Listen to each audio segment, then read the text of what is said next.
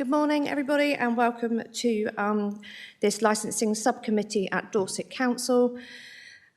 Before we actually go into the review, there are just a few things that I need to go through first. So can I have an election for the chairman, please?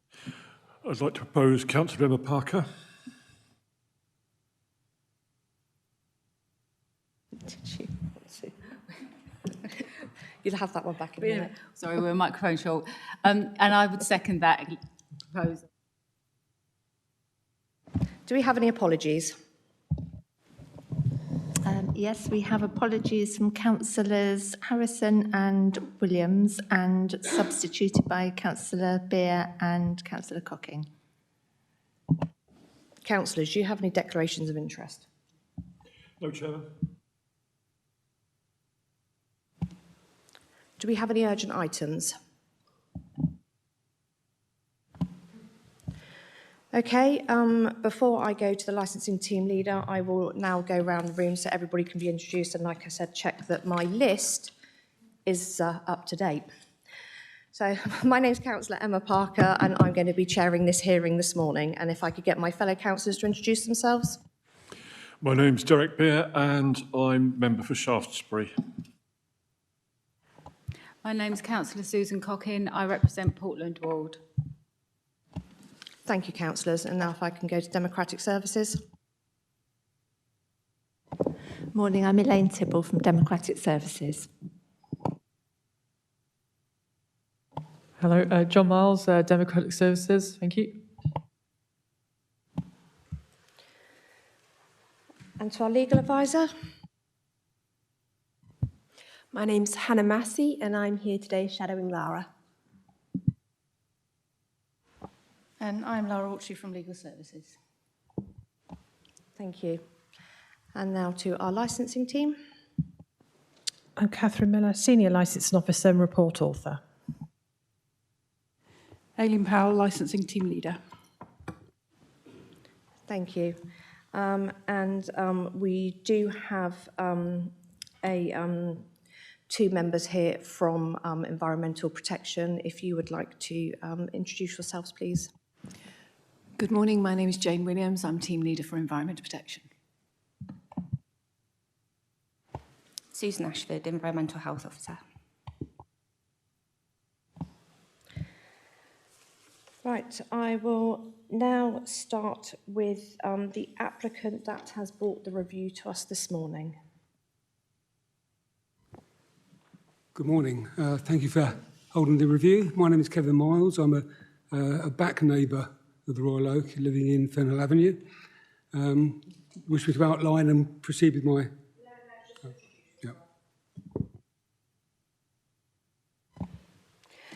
And I will now move on to the representatives of the premises. Good morning, Chair and everyone. My name is Piers Warren from TLT Solicitors and I represent Punch, who are the premises licence holders here today. Good morning, my name is Joseph Swindell and I'm the publican and the landlord. I'm Jacqueline Swindell, landlady. Thank you. Okay, I will now go to my list to check that I have everybody here that is present because it is changing. So for the review, I've got Mrs. Gibbs.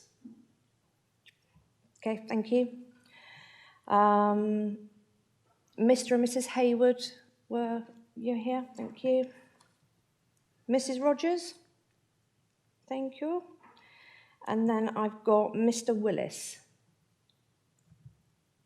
No. Oh, no, sorry. Mr. Willis is over the other side, that's why. Apologies.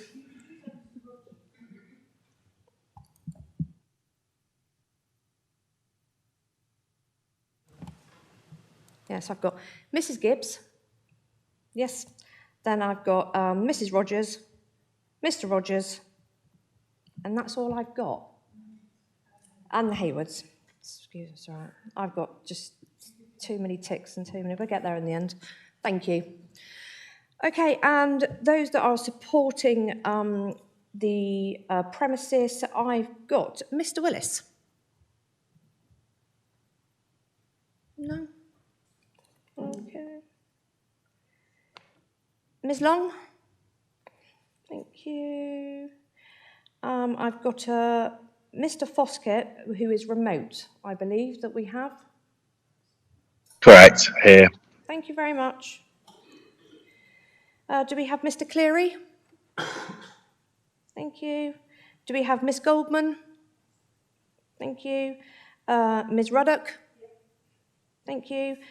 I have Circus of Thieves. Thank you very much. And Mr. Osman?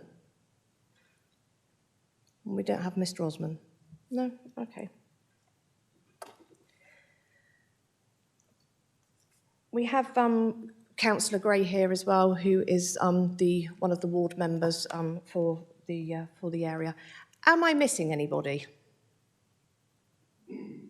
Fabulous. Thank you. Okay, I will now go over to Catherine, and this is an application to review the premises licence for the Royal Oak 52 to 54 Dorchester Road in Weymouth. Thank you, Chair. Yeah, the application is for a review on the premises licence for the Royal Oak and has been called by Mr. Kevin Miles, a local resident under the Prevention of Public Nuisance Licence and Objective. The application can be found at Appendix 1. The review has been submitted on the impact of nearby households of excessive noise from outdoor music events held in the beer garden of the Royal Oak Public House.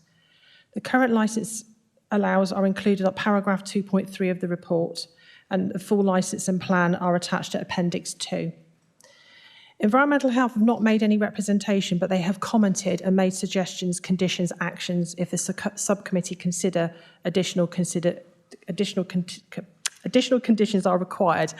Their comments can be found at Appendix 3.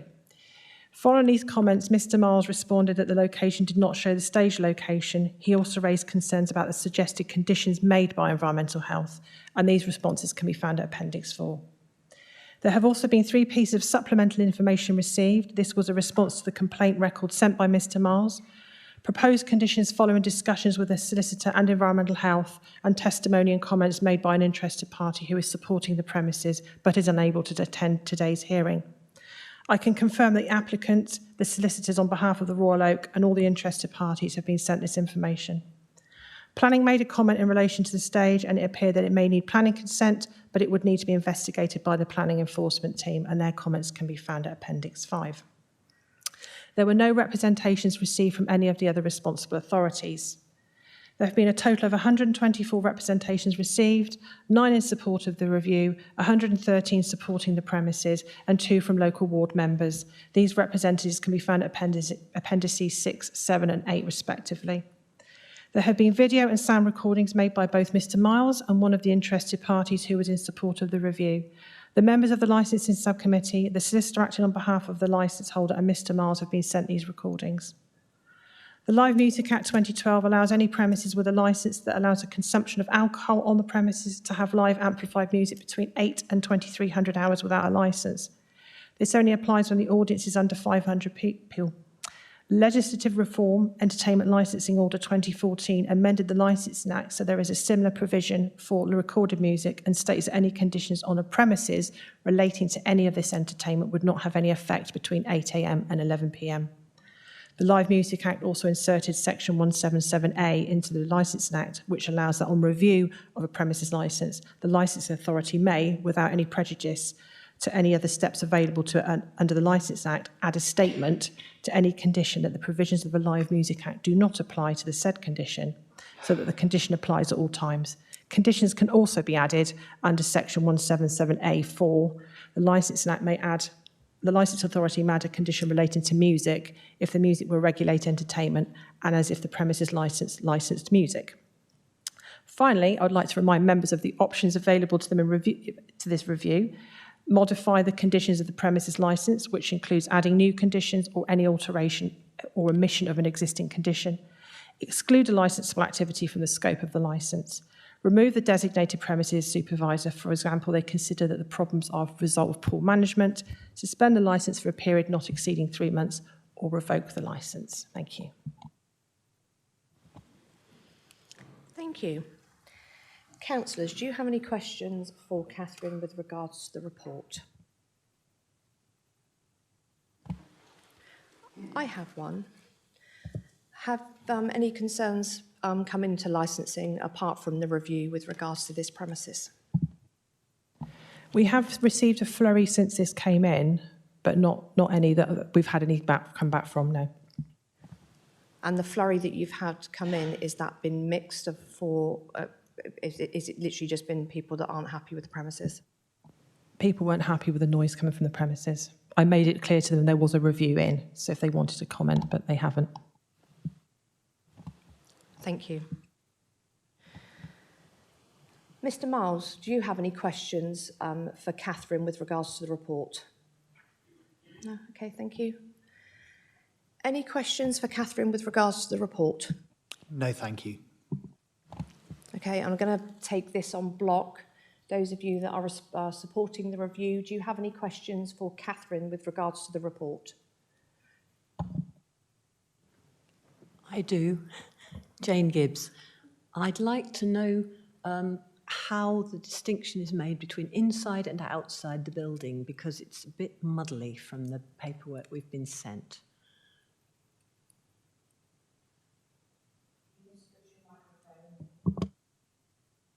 Are you referring to the entertainment? So the entertainment currently is inside, but under the Live Music Act, it can be outside. And this is what this Mr. Miles has related his review on. Does that help?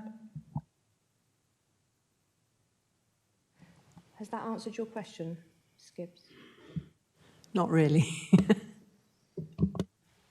It's the outside area it's all licensed, isn't it? The whole area.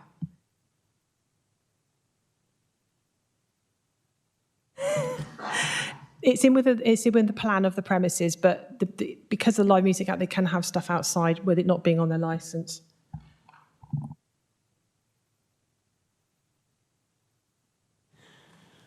I still don't understand. The premises outside don't seem to be legislated separately. So what is allowed inside is allowed outside. Is that right? Thank you, Chair. If I may, when the Licensing Act first came in 2005, 2003 Act came in 2005, you had to have recorded music and live music on your licence if you wanted to have it in the premises. In 2012, the government introduced the Live Music Act. And what that did was it said, because it wanted to encourage live music in pubs, it allowed this exemption. So you don't need it on your licence in order to have it between 8 o'clock in the morning and 11 o'clock in the evening, as long as the audience is under 500. Okay, so what has happened, this licence originated in 2005, it would have been a justice's licence before that, and then these provisions that were introduced in 2012 actually impact on what can and can't happen in the garden, because it's licensed for alcohol. Okay.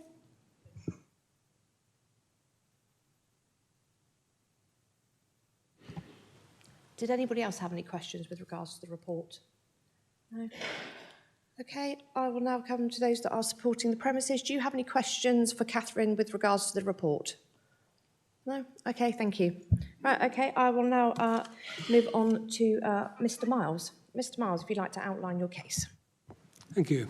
I'll just run briefly over the background and then go on to the pertinent issues.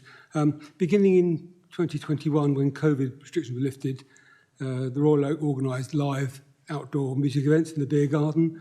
And before that time, as far as I can establish, there was no history of outdoor events on the premises. So this was a completely new situation for all the residents in the area. Starting mid-April and ending in mid-October, the performances run pretty much every Sunday, weather permitting, advertised from 2 p.m. to 4 p.m, although occasionally double events are advertised. And recently there have been breaks during the event, presumably for the musicians, and the end times have run on occasionally to 5 or even 6 p.m. These events, Sunday events, are occasionally supplemented by Friday evening or Saturday afternoon or evening events. They can run from 2 p.m. till 10 p.m. And the sound that you get from the DJs on those events tends to suggest that they are the birthday or family events. They don't tend to be live music, but they have been on occasion, I think. We've lived with the noise now for the previous 2 years, and we made approaches to environmental health and was told that it was all perfectly legal and within limits, and we were just living with it.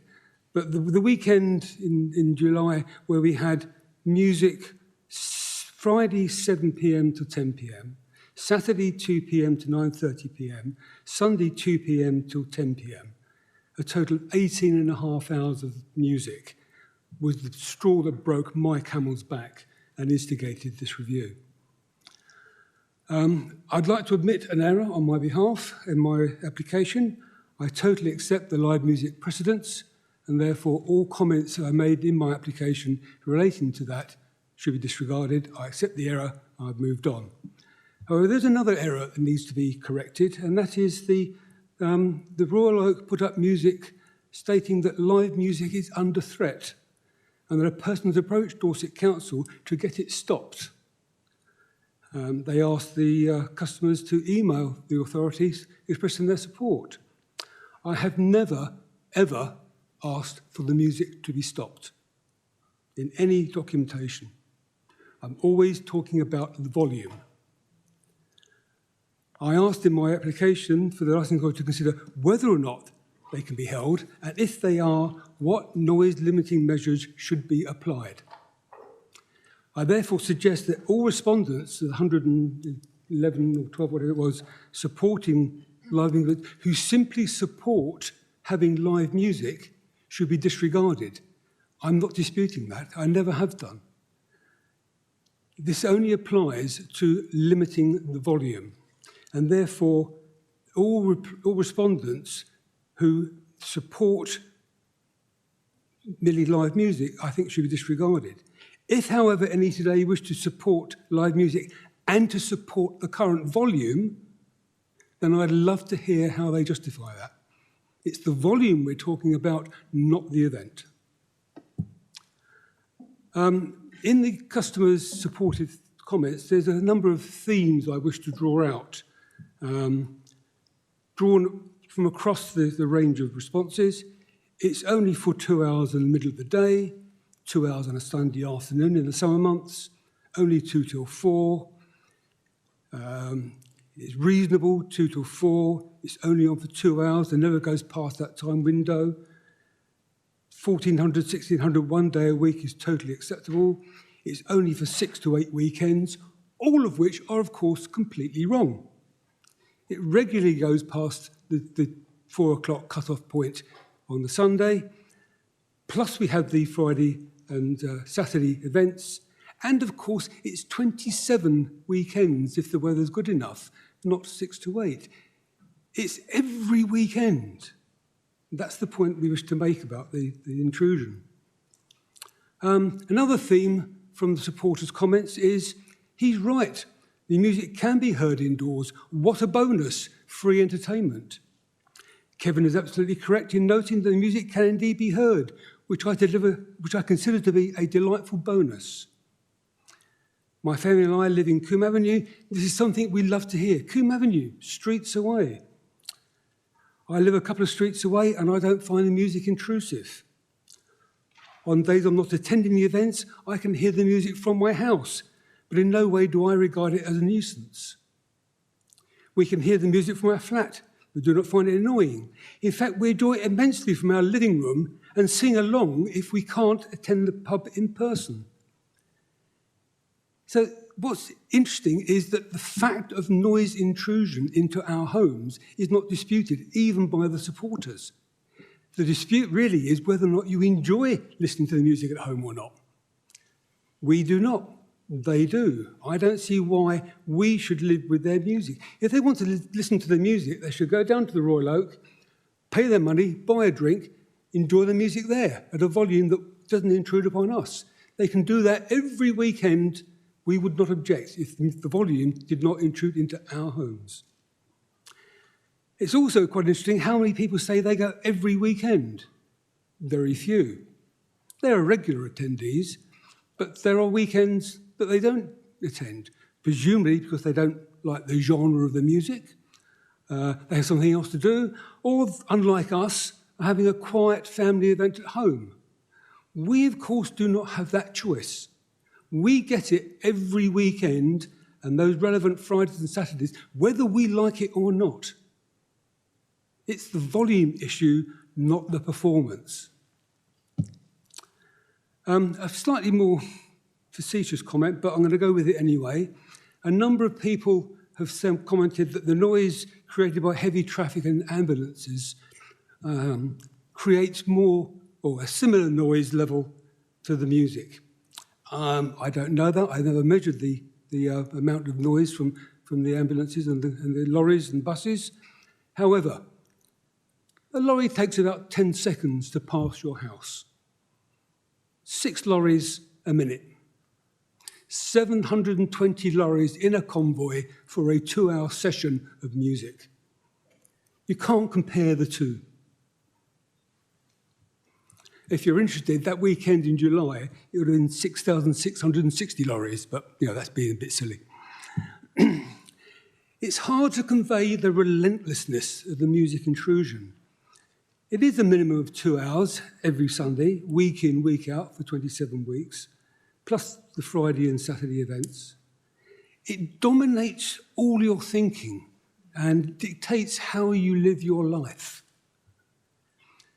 The comments from the residents who support the review, very, very loud music every Sunday, plus weekdays. I'll be grateful if you could put a banner on this pub for playing the music so very loud. I have no objection to live music from 2 p.m. to 4 p.m. on a Sunday. However, the sound level is sometimes extremely high, so much so I have to close my windows. I'd greatly appreciate it being turned down somewhat. I live in Weymouth Bay Avenue. I find this level of noise intrusive and annoying. It impacts on my ability to relax in my own garden. It impacts on my mental health. I don't think it's acceptable to have to start avoiding being in my own garden every Sunday afternoon. We live at the bottom of Weymouth Bay Avenue, a good 1.5 miles from the premises. Over the past 2 years, we have learned to dread Sunday afternoons. This is the thing we're talking about here. It is far too loud. I'm not surprised about complaints. Skip some of it. We try to go out between those 2 hours. The frequency and excessive loudness means it's impossible to be in and enjoy the garden at these times. So I find myself avoiding being in the house at all.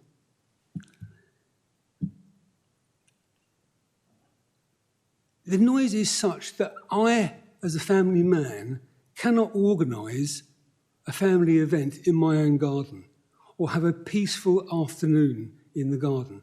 Yes, sometimes the peace can be disrupted by someone mowing a lawn. It starts, it stops, it's over. Like other respondents, we feel the only way to avoid the noise is to leave our home every Sunday for 27 weekends. And we can't do that on the Friday and Saturday evenings, of course, because it's night time. You don't know where you're going to go. So we just shut the door and windows and hope for the best. But, I repeat those words from that earlier respondent. We have learned to dread Sunday afternoons. The reason that the review was instigated this year is because the number of noise events has increased. And I'm concerned that being a good businessman, he will try to promote his business and earn more money by holding more events, particularly the private events on Fridays and Saturdays, or even any other night of the week, because birthdays don't always occur on convenient days. So I'm just concerned that the escalation of noise will become the new norm, rather than what was originally the pattern of only on a Sunday. I say only lightly, but only on a Sunday. And it's hard to describe the noise volumes that we get in our home, except by watching the videos that I know that you've seen. It totally overwhelms us. It can be heard indoors with the windows tightly shut. And I know that one of the respondents, I think may even be speaking later today, states that categorically you cannot hear the music through double glazed windows. I know you have seen my recorded through double glazed windows of the music in our living room. You can hear it. One Saturday evening, the session was so loud that the music could be heard over the bombing sequence in Pearl Harbor. You know, that's got to be pretty loud, isn't it? But it's hard to find a metric of how loud this is. So perhaps the easiest one to understand is how far away it can be heard. A couple of the respondents have stated they live in Weymouth Bay Avenue. Now, if you take the midpoint of that, it's approximately 650 metres from the Royal Oak. If you draw a rough circle around the pub at 650 metres, from Weymouth Bay Avenue, it circles Sandworld and Sea Life, most of the Green Hill area, parts of the Park District, all the properties up the Dorchester Road, from the Park District, across the railway line, as far as Lidl's supermarket. That's the range where people can hear it sufficiently to sing along. But it goes further than that, because on occasions, I have heard it in Beachdown Way. Now that is 1.5 kilometres or 0.95 of a mile away. That is not a volume you need for entertainment in a pub. The entertainment could proceed quite comfortably at a much lower level. And the issue that we're asking for today is not banning the music, it's controlling the volume. I'm told, by the way, that from a musician neighbour who's been to the events, that the speakers used far exceed the capacity required for such a small venue and are normally found in smaller festival events. And that may be a way of controlling the sound in future by controlling the output from the speakers. The Royal Oaks legal team have made proposals to restrict the number of live events as well as the volume. And at first I found these proposals quite encouraging, although there were a few areas that worried me. But on closer inspection, I think it's a cleverly worded legal document that simply reinforces the current situation and seeks licensing authority sanction to maintain and possibly extend permitted activities. The proposal include no recorded music outside with the exception of background music, which can only be played before or after a live event. It introduces new licensed Friday and Saturday sessions. It introduces the possibility of a double session on a Sunday, which could be preceded by a Friday or Saturday event, making it a double nightmare for all of us here. And of course, all of this applies to the licence. It does not apply to non-licensable events, the private events, the parties, which are not licensable and therefore not covered by any of the conditions that the legal team are proposing. I'll come back to those later. The background music is suggested that it could be played for an hour before and an hour after a licensed event. No volume measures are measured, as indeed they're not measured for the event itself. It's totally at the discretion of the landlord, who of course has not had a spectacular record at controlling noise volumes, which is why we're sitting here today. They propose a 2.5-hour standard session. I don't know whether that's meant to be a 2-hour session with some overrun time, or merely they're going to extend the sessions from 2 to 2.5 hours. Preceded and, of course, followed by background music at an unknown volume.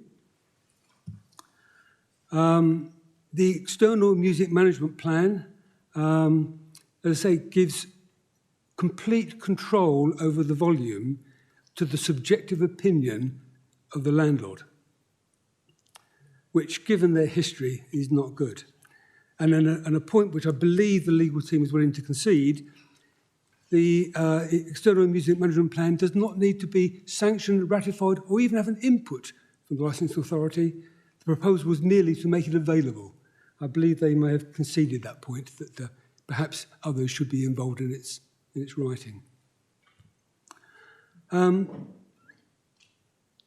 Returning to the private events, it was the private events of that noisy weekend that caused me to instigate this review. And I am concerned that whilst strides were made to limit and reduce the volume of the licensed events, theoretically, they can do what they like on the private events, on the non-licensed events. It doesn't limit them to any number per week or month. They do not count towards the number of events that were suggested by the legal team. Therefore, we could have an increased number of licensed events plus any number of private events. It just doesn't stack up. I would like to see proposals where the background music is mandated to be a percentage of the live music volume. I've suggested arbitrarily a quarter. I'm not an acoustic engineer, I don't really know what's relevant. That there should be no Friday or Saturday sessions when an extended double session is planned for a bank holiday weekend. When a live music session finishes at 9 o'clock, they shouldn't have background music following the event, unless it's very, very quiet version. If, when a live music is planned, instead of the 2.5 hours that's stated at the moment, it should be for a 2-hour session, allowing 30 minutes for overrun of breaks, encores, and stuff like that. So we guarantee it at least is contained within the 2.5 hours.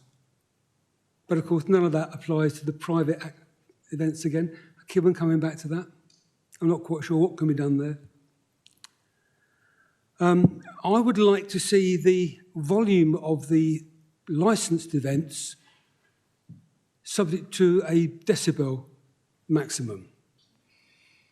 Now, I know that Environmental Health don't like me suggesting using a mobile phone with a decibel app because it's not calibrated. But if there was an approved decibel app available to mobile phones that both the Royal Oak and residents could use to record readings, then we wouldn't be a million miles apart on the decibel readings. They might not coincide completely, but they would be comparable. We could therefore set decibel limits for both background music and event music, which landlord could regulate to, would be required to record on the event record plan, which residents could use the same app to make their recordings and submit them to the event records so that they could be seen by Environmental Health. And I feel that would then put it all on a much more scientific basis rather than the opinion of the landlord who hasn't got a great track record.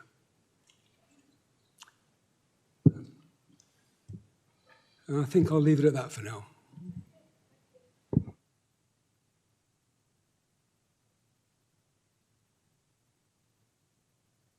Microphone. Councillors, do you have any questions for Mr. Miles? Thank you very much. That was a very, very comprehensive report, and I can understand the reasons for you bringing it, obviously. Thank you. Have you ever tried to have a dialogue with the premises about this, and have you had a positive response, or have you tolerated it and just and got to the point where you are now?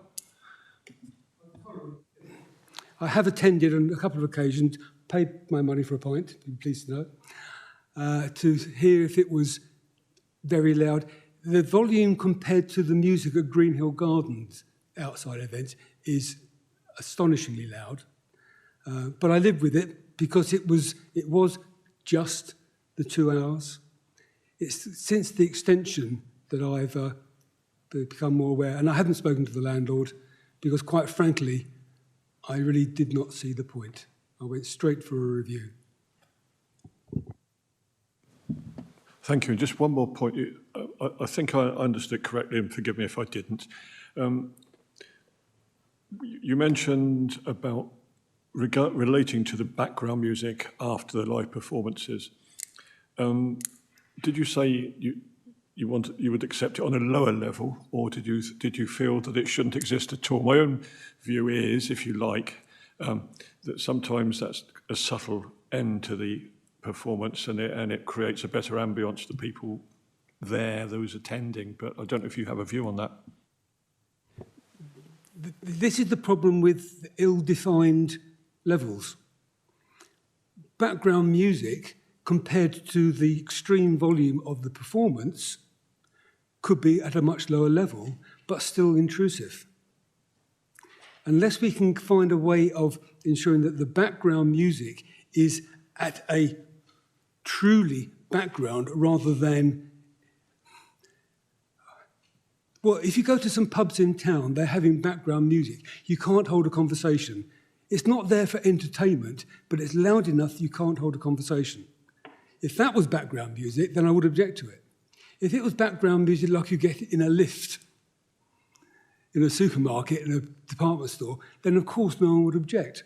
It's this lack of definition that is the problem. Thank you very much. Thank you.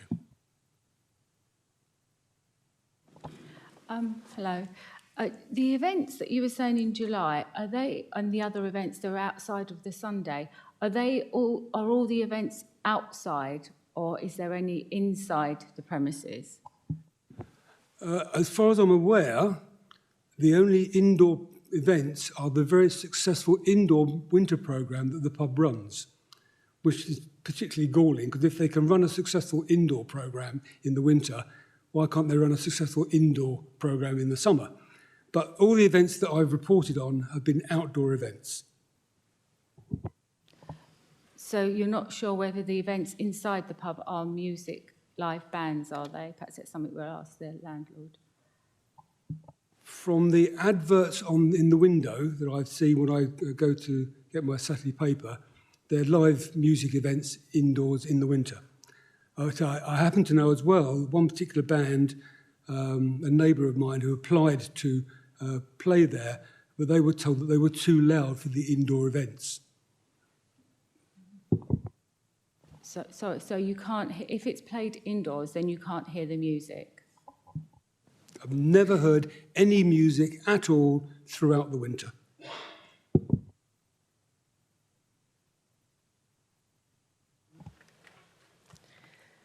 Just one question. You stated that you had been some significant distance away from the venue. How can you be 100% sure that that noise was coming from that particular venue? Because we could hear it all the way out on our walk. Particularly when it's a genre. You know the music that's being played the moment it starts. You know whether it's a punk band or a AC/DC tribute band or Black Sabbath tribute or a general rock and pop one. The particularly loud one, funnily enough, was a rock and pop one, generic, rather than one of the more formal tribute bands. But the walk to Sea Life Centre from our house takes 10, 15 minutes. You listen to it all the way out. It's Johnny Rotten coming across the whole time. You can't avoid knowing it's that. And do you have any concerns? Have you ever had any concerns with regards to the outside entertainment during the week? The Friday evening events are as noisy as the Sunday ones. I have not heard personally any Thursday, Wednesday, Tuesday, Monday ones. But that's probably because no one has booked a private event on those days rather than the lack of willingness on behalf of the landlord to hold them. But no, I've only ever heard it on Friday, Saturday, Sunday. And with the Friday events, are they as frequent as the Sunday ones, and is the timings the same, 2 hours? No, they're completely infrequent in comparison. I have to acknowledge that. But sometimes, I think that weekend was an example, it coincidentally was on a Friday and a Saturday. The timings on those events can be longer. Sometimes it's just a 2-hour session. I think I refer to one of them as being from 5 until 9:30, which I think, from memory, but you can probably correct me, was a mixture of live band and then a DJ, but I'm not sure on that. The shouting DJs, calling everybody up to sing happy birthday and congratulate Fred on being 21, oh, that's almost as louder than the music itself at times. But it doesn't need to be like that. Thank you. I don't have any further questions at the moment. Councillors, do you have any further questions? Okay. I will go to our licensing officers. Do you have any questions? No, don't have any further. Just want to clarify, background music is not licensable. No. Thank you. We do have our environmental protection officers here, and obviously they are here for clarifications. They've not made actually any formal representation to this hearing, but I didn't know if there was any questions that you had or anything that you wanted to use for clarification. Yes, I'd just like to ask a question about the stage that had been placed in the rear garden and whether the review had any thought about whether that had actually reduced the volume by having that stage in place.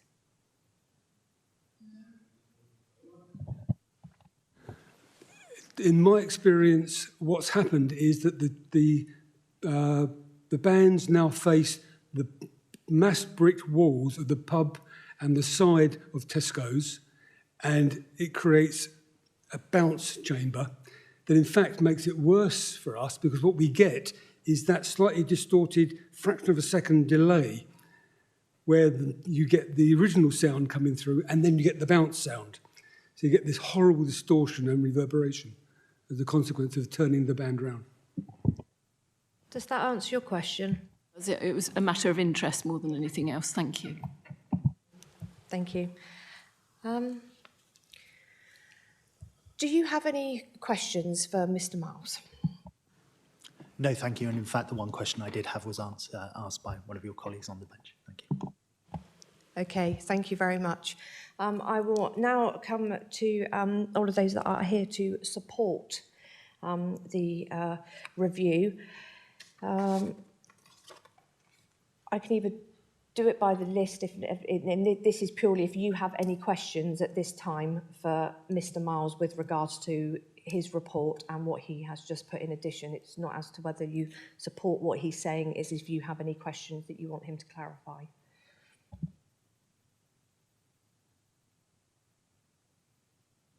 Okay, thank you. Yes. One point I forgot to mention, I do apologise for this. A little concerned that the double events on a bank holiday Sunday could effectively lead to a sort of a mini festival of events, because it will go on from an hour of background, 2.5 hours of live music, more background, another 2.5 hours of music, more background. Well, that's what, 8 hours worth of music, effectively. And I'm just concerned that there's this move towards a sort of a mini festival event rather than just straightforward one-off entertainment. Does the local community really need a double event on a bank holiday weekend? Your point has been taken. Thank you. Apologies. For those of you that have come to support the premises, do any of you have any questions for Mr. Miles? No? Okay, thank you very much. Okay, I will Now move on to, you have to excuse me because I've got a lot of paper here again. So I have got Mr. Warren, who is the solicitor. Then I have got, oh, my list is just all over the place. No, I haven't even got it on my list, which is really helpful. Joe, isn't it? Sorry, Joseph, sorry, yeah, to do your first right, and I haven't got your name down in front of me at the minute. So yes, if you would like to outline your report, and obviously I believe Mr. Warren, you will probably be doing the majority of the speaking, but if it's okay, if when it comes to any of us to ask questions, it might be useful for the landlord and landlady to take those as they're there for the day-to-day running of the premises. All right, thank you very much. No, and that was exactly how I intended to approach this. And thank you very much for giving us the time to do so. I think there's a couple of points that I've been scribblingly furiously, obviously, as Mr. Miles has been speaking, and there are a couple of points I just want to clarify, and I think they're clarifications rather than sort of challenging what's been said, if you like, at this stage, and I'll get into the meat of what I've said. First, I think it's of paramount importance. There's never been a tribute band playing at the premises, you know, like an AC/DC tribute band. The bands do occasionally do cover versions. Very rarely will they do one punk song. I don't think, you know, it's more middle of the road rock music, if I'm going to be perfectly honest. But there are no cover bands out there. There are no punk bands that play out there. Now, that just might be an interpretation of the style of music, but I think it's important we're very clear about what this is before we start. So I just wanted to make that clear. I do have some other comments that I'll come on to that in relation to the conditions that I hope will pick up on some of the points that Mr. Miles has raised. And I was very interested to hear what he said. And there are a few points, actually, I think we can agree on as well to clarify some of the conditions. So I'll come on to that at the end, if I may. If I may just give you a bit of an overview of where we are and the legal position and what we have to say, and then obviously we can look at the conditions. So this is a review obviously brought by a resident. As you've heard, it's a review brought by a resident who hasn't spoken to the operators of the premises or indeed to the pub company who hold the premises license, so in this case Punch, prior to bringing this review, in his words, straight to review. That's not quite right though, because you'll see in the papers and you'll have read as well, he has had interaction with the environmental protection officers during 2022 and 2023. And I'll refer to that in a minute, and I'll refer to some of the page numbers because I think that's important. But I think let's establish the scope of the review so we're very clear. This is about music outside. We're not talking about music inside. I think that was very clearly made as a point. This is music outside. Nothing else is up for discussion here. For instance, there's no police rep. We've got no crime and disorder issues, anything like that. And I think as a salient legal point, and your legal officer can obviously advise on this, but let's start with the real basics. First of all, not all noise is a nuisance, quite clearly. Secondly, not all nuisances are a public nuisance. And that's something you'll see actually referred to in the EH papers, sort of slightly obliquely, but I'll come to that in a minute. But that as a basic principle is where we start here. Because you can hear something doesn't make it a nuisance, let alone a public nuisance, which is a much different test. And we are, of course, looking at one of the 4 licensing objectives, the prevention of public nuisance. We're not looking at statutory nuisance, and we're not looking at a amorphous definition of nuisance. If the government had wanted to take that stance, they could have done when they drafted the Live Music Act and the guidance. They've chosen this test for a reason. Secondly, we do have some evidence of the levels that we can use as a gauge of where we stand in terms of the noise levels that are being outputted here. And that can be found at page 23 of the papers. Indeed, it's Mr. Miles's own review application. And he says, if I paraphrase it, I won't read everything out, but in April, May 2022, he contacted the environmental team, kept noise records. They even installed a sound recording device. And then in August, so a significant period of time later, wrote to him and said, well, this doesn't make the threshold for a statutory nuisance. So there is evidence here of what the levels are actually from recordings inside Mr. Miles's house. He then goes on to say in 2023, he decided not to go through the same process again, which is fine and totally his right to do so. But he makes a very telling comment. I did feel that the volumes had neither increased or decreased. So there was no change in what he perceived from what the officers had found to be not a statutory nuisance. Now, I'm pleased to hear that Mr. Miles is supporting live music at the premises, and this is all about getting the levels right, and this is all about striking a balance. I think that's probably a fair statement to make on behalf of all parties. We're here to try and strike the balance and make sure that everyone, if not walks away happy, at least walks away understanding what needs to be done. And I think it's very important that we're very clear about this. Joe apologises for the event in the 21st to 23rd of July. It was too loud. It went on too long, and it caused issues. Now, if Mr. Miles had come and told us about it at the time, he'd have got the apology at the time. But Joe says, you know, on reflection, actually, when he was putting it on, it was always going to be sort of on the border of what he thought might be acceptable. He was surprised to see the level of complaint about it when it came to the review, because until then, no one had mentioned it. You know, sort of, he had a couple of anonymous phone calls, but that was it. So he apologises for that. That's not what we're looking to do again. Quite simply, that's not going to happen. We're not looking at doing private events outside again. We're not looking at doing that. What we're looking at doing is protecting what's become very successful for the community and what the community really do seem to enjoy here. We do disagree with Mr. Miles that the music on a Sunday is at a level that is a public nuisance. Respectfully to his position, and I've given you some of the reasons why we say that in terms of evidentially. And Mr. Miles quite rightly asked, what is the metric for determining what is nuisance or not? I pointed to the paragraph in his papers. The Environmental Protection Statement and findings can be found at page 39. They are, of course, illuminating because they are your experts on matters of noise and nuisance. There's 3 paragraphs at the top of page 39. Firstly, in 2023, there's only been 3 complaints. Secondly, statutory nuisance is different from public nuisance. That's the point I make. Statutory nuisance is a wider definition, and indeed is actually easier to prove. You go to one house, you listen to it, you hear the nuisance, you then serve a noise abatement notice. That's how statutory noise nuisance works. Public nuisance is a broader and more difficult test.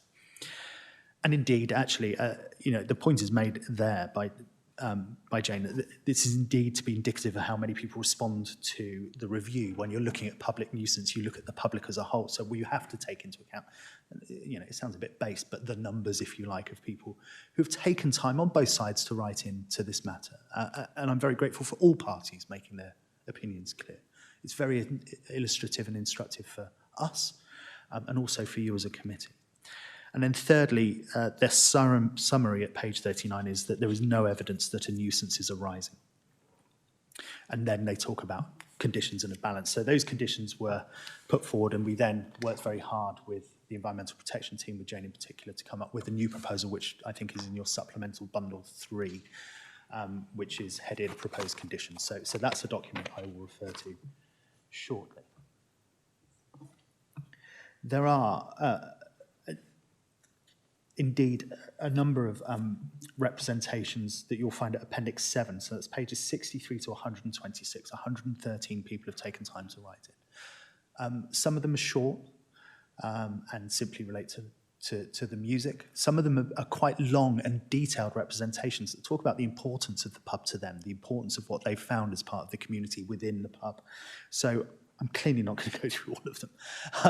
But if we were to take a broad brush approach, there are local residents there. There are a significant number of local residents. Now, Joe did a map, if you like, to reflect how many people were local as well as who lived far away. And there are a significant number of people who have supported this application. You'll have seen from the representations, despite the addresses being redacted, these are people who live on the back wall of the pub, effectively. So they are as likely to experience nuisance or music, noise, as anyone else is. And then we're into interpretations. You'll find there's also customers, fair enough, and you might say they have a vested interest, but they still have a vested interest in ensuring that they go to a place where they feel safe, comfortable. You'll see there's lots of references to kids coming to the music. You'll see there's lots of references to people from the Lawns residential home coming to the premises. So those who can actually be wheeled around and enjoy the music do so. Some of them sit in the garden at the premises and have a cup of tea there. There's local musicians. He does support local musicians with the music that's on, and local businesses who also say it's good for them. So there's a broad range of people who have made representations here. And in fact, the reference you'll see at page 67 is to people from the lawns coming round to the premises. So it's there in evidence, and that's where you'll find it. There are people who say Joe has turned the pub into a community hub. At page 69 is a good example of that. And I won't read them out. I'm just giving you some references if you care to go to them. Cares and respects for his neighbours, levels are kept respectfully. That's at page 76, and that's actually one of the nearest neighbours, as far as we can identify. Family-oriented, not heavy rock or punk, page 105. There are people who make the point, and it was interesting to hear the comments from Mr. Miles about other noise and trying to, how you can't juxtapose one against the other. But the truth is, some people find certain noises more invasive than others. It's not as simple as everyone finds this more invasive than that. Some people quite like certain noises and some don't. Examples of other noises that people don't like. Bakery traffic and fans particularly vexed one person. A band that practices in a garage nearby that can be heard throughout the neighbourhood was mentioned by another. And indeed, probably my favourite, just from it's something that is a bugbear of mine, is the Early Morning Lawnmower Brigade, which I think is a great quote, and I'll be using that in my neighbourhood where I live in Bristol when I'm woken up by them as well. But I think it's fair to say, if you read them as a whole, that the music has brought the community together, and in fact that's made at page 117. And indeed, Mr. Miles quoted one of the residents saying, well, I can hear it, and I can hear it in my house, and I can listen to it in my garden as evidence that actually that means it's too loud. Well, at page 119, which I think is where that quote came from, the person actually goes on to say it's easily prevented by closing the windows. So for them, actually, they don't have any issues with music inside the premises. And again, that's someone who lives in the block of flats, which is one of the nearest neighbours there. Mr. Miles makes the point, well, they can do it so well inside, why don't they just put all the music inside? Well, that clearly, in reality, is not a very successful model in the summer in a small pub. And there are a number of reasons for that. One is it's a small pub. Number two, there are lots of people who don't want to go into pubs. And that's not just a legacy of COVID, but some people just don't feel comfortable in pub environments. So sitting outside, actually, for them is the way they get to hear music. So it's not as simple as saying, stick it inside, everyone's happy. Thirdly, in the summer, you'd have to close all the doors and windows into what would be a very hot environment. So actually, no one would want to go in to listen to the music anyway in that environment. It's not as simple as saying you move it from one venue to another and it just simply carries on as is. We all know that if you go to a pub on a very hot summer's day, you want to sit in the garden. And you're with everyone else sitting in the garden and the pubs are empty inside. And vice versa when it's cold and wet. Everyone wants to be inside, fewer people outside. And there are many more examples of comments like this, and you've read them all, so no need for me to go through them. But in 18 years of doing this in licensing, to see this many residents come out in such vociferous support of something for their community is a very, very rare thing. Often when it comes to music, it's the other way around, it has to be said. This is a very rare thing for a community to passionately want to retain this. Just so you're aware, and I say this as much with guilt as looking for any admiration, I helped write the Live Music Act in 2012. I worked with Lord Tim Clement Jones at the House of Lords, and apologies to all officers who now have to enforce it. It turned out slightly differently to how I envisage it. That's my only defence on this. But I know the Live Music Act incredibly well. And we'll come on to the Section 177A exemption in a minute, which is very important. Hopefully will give Mr. Miles a little bit of comfort. It's a technical legal point, but I'll take you through it. And again, let's give Mr. Miles some credit. He wrote to the community. There's a copy of the letter. You'll find it in the papers at pages 50 and 51, where he set out his views on the pub. And indeed, some of the representations supporting Mr. Miles have come back using the wording he uses in his letter, which is perfectly acceptable. I'm not criticising that. It's an observation. But let's give him credit where it's due. At the bottom of the letter, at the very end, he says, I urge you to write in, even if they support outdoor events. So fair play. This wasn't a, we've got to get rid of this, stop this, everyone. He set out his views, but he asked people to write in. And indeed, I suspect that actually people have written in because they received that letter. So he's if you like, galvanised the community to make their opinions known to you for what he would say is ill, for what we would say is good. Public nuisance is not defined in the Act, but it's given a broad meaning. But it must be more than private nuisance. by very definition. And as I've said earlier, these are scales, and public nuisance is a difficult test to make, especially where you have a significant number of people who are supporting the noise, if you like, the music itself, that some people are saying is a public nuisance. Now, we say clearly it's not a public nuisance if it's managed properly. And you have to take into account things like the levels, the frequency, the public good. These are all matters that can be taken into account when you decide what is and is not a public nuisance. And that being said, we must strike a balance, and this is the whole point of what we're here to do today in my submission, is strike the right balance. I was very pleased to hear Mr. Miles saying he doesn't want to stop music outside. It's about striking the balance. So if we may turn to the conditions from this document, which I'm going to propose that we work from, and I'm going to propose at the end are an appropriate and proportionate response to this review, with some amendments that I'll just talk you through quickly, if you're happy with me to do that, and then I'll, at that point, invite you to ask any questions you may have. So, first of all, we are happy to amend condition C, which is for music, live music outside, condition D for the external music management plan, which is referred to as the EMMP, I think, in some papers. So condition D, we are happy for that to be amended to say that this plan must be agreed with environmental protection prior to any music events occurring, and I would suggest we say from 2024 onwards. The reason for that is there's one more planned music event for this year, this weekend. As you know, this determination, even if it were determined today, I think you go with the 5-day rule here, but so you'd miss that anyway, and there's a 21-day window for appeal anyway, so actually you would miss that day anyway. So what I'm proposing is that condition is amended to say an external music management plan will be drawn up and implemented at the premises to be agreed with environmental protection prior to any events taking place in 2024. And then it carries on, the plan will set out as follows. In speaking to Jane, she also suggested, and we're very happy to accept, an extra paragraph at the end of D, or an extra sentence at the end of D, I should say, that says something along the lines of any significant changes in the way or manner in which the external area is used for live music will require a new noise management plan to be submitted in advance to the environmental protection team.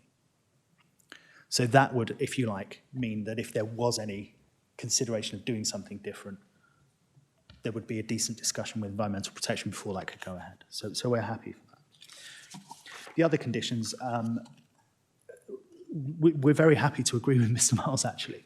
On where we've got on condition C, the live music outside and the timings, where we've got 2.5 hours, that was to do exactly what he wants it to do, which was 2 hours with a maximum 30-minute overrun, effectively.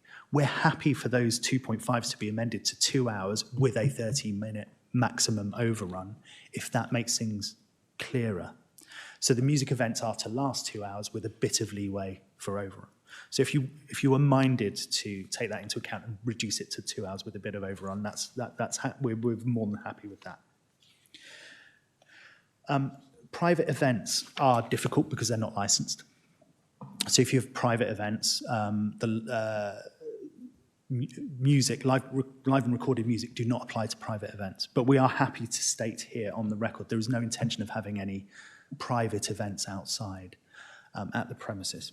Likewise, I was beaten to the punch by your officers in terms of in terms of background music. Background music must be, by its very nature, background. We've discussed this. My interpretation is that means if you have to raise your voices to speak, that's not background. Now, that, again, isn't licensable, but as a rule of thumb, if you're listening to background music from a garden 60 metres away, it's too loud to be background. So that should regulate itself in any event, because you would be in breach of it being background music if it were that loud. Other than that, what we've sought to do effectively is to limit the number of sessions. Last year, there were 3 Friday sessions and 2 Saturday sessions, but that includes the July weekend we've already apologised for. So these are very few events and far between, but what we didn't want to do is say it's to give up the ability to have one or two of these a year. So it's certainly on bank holiday weekends or special high days and holidays. But it's not to have large external parties, DJs, things like that, celebrations. It is to, if you like, augur what's being done on the Sunday under the same conditions, but rarely. So that's why those are there. They are limited, so it's only once a month in any event. You can't have a Friday and a Saturday on the same weekend. Yes, bank holiday weekends are slightly different, but bank holidays are, in my submission, slightly different anyway in terms of what we're offering. So you would be able to have a Friday evening for 2 hours or a Saturday and then the Sunday entertainment, but you wouldn't be able to have across all days. And I think Mr. Miles is very concerned about the number of hours of everything becoming a mini one-day festival. Well, with background music, you couldn't have it as a mini one-day festival. The Sundays would be the 2-hour sessions with the 30-minute overruns. So you're looking at effectively 4 hours of what we would call regulated entertainment with a bit of overrun. The reason we've changed the times to go slightly later, that was in discussion with officers. On occasion, the weather's, well, it's England. The weather's bloody awful at the weekends.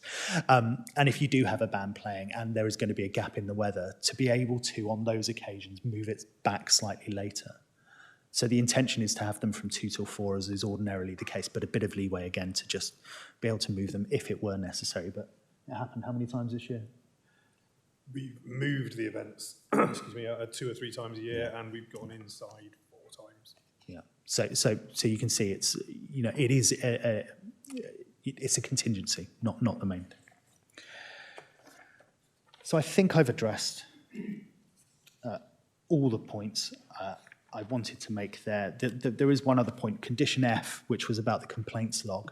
I mean, in theory, that could apply inside and out. These conditions are designed to apply to outside only. The only other thing I need to address you on is the amendments to Section 177A of the Licensing Act. So the way the Live Music Act was designed was effectively it amended Section 177 of the Licensing Act because it was a useless bit of stuff that no one understood. So we took it and we used it to allow for live music and eventually recorded music to be played, as you know, with suspension of conditions and under the conditions that were highlighted by your officers at the start. The 177A exemption can be removed as a function within the Act, and you can state how that looks. So you can state that 177A is removed only in relation to live music outside, or live and recorded music outside, so it covers both parts. And that's what I'm submitting that we do here, because that's what this review is about. It wouldn't affect anything inside, that carries on as has been. But that, to give Mr. Miles some comfort, means that all of these conditions apply all of the time that there's music outside. There's no means of escaping it. You can't sort of say, well, actually, the conditions are suspended. They would have to comply with all of this.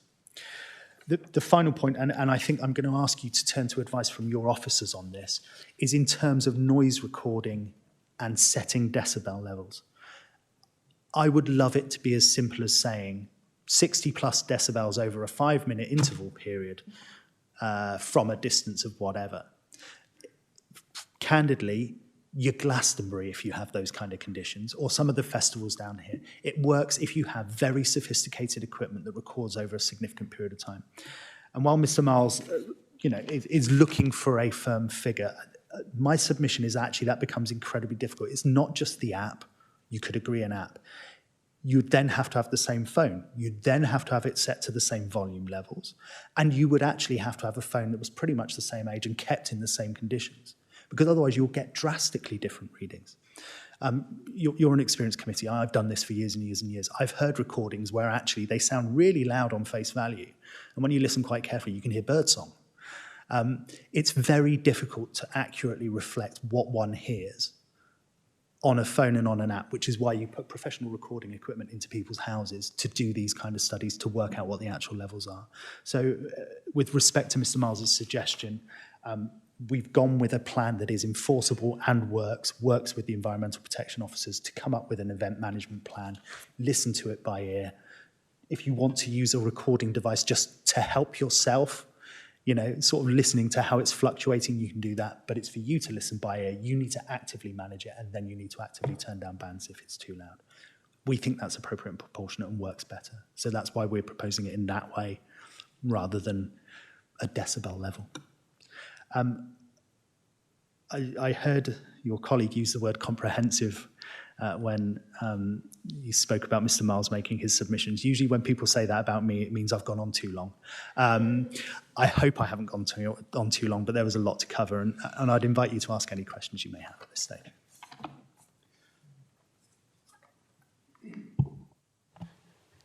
Thank you very much, and thank you for the additional information there. That's been really useful.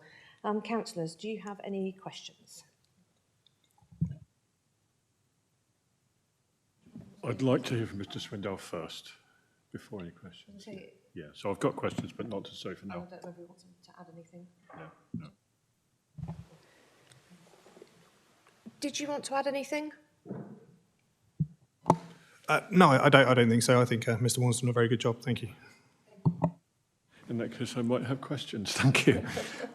Obviously, you've got a pub which is very well respected by the local community, and you've developed it into something which is quite successful, which is quite difficult in this day and age. I understand in that trade.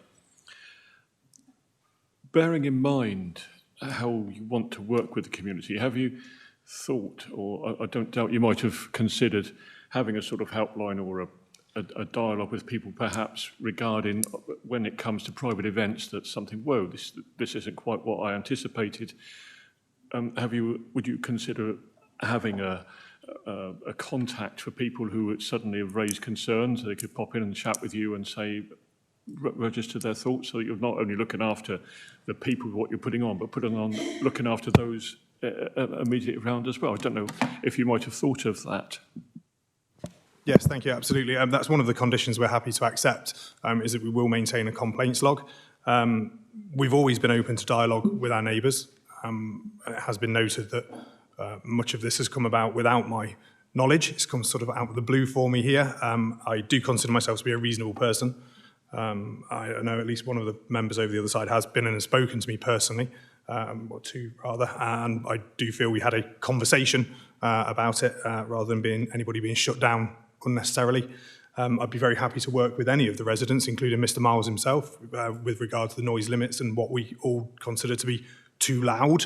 And yeah, I'm more than happy to accept that. Absolutely, we will keep a complaints log and record all issues that are raised by any member of the public and our neighbours.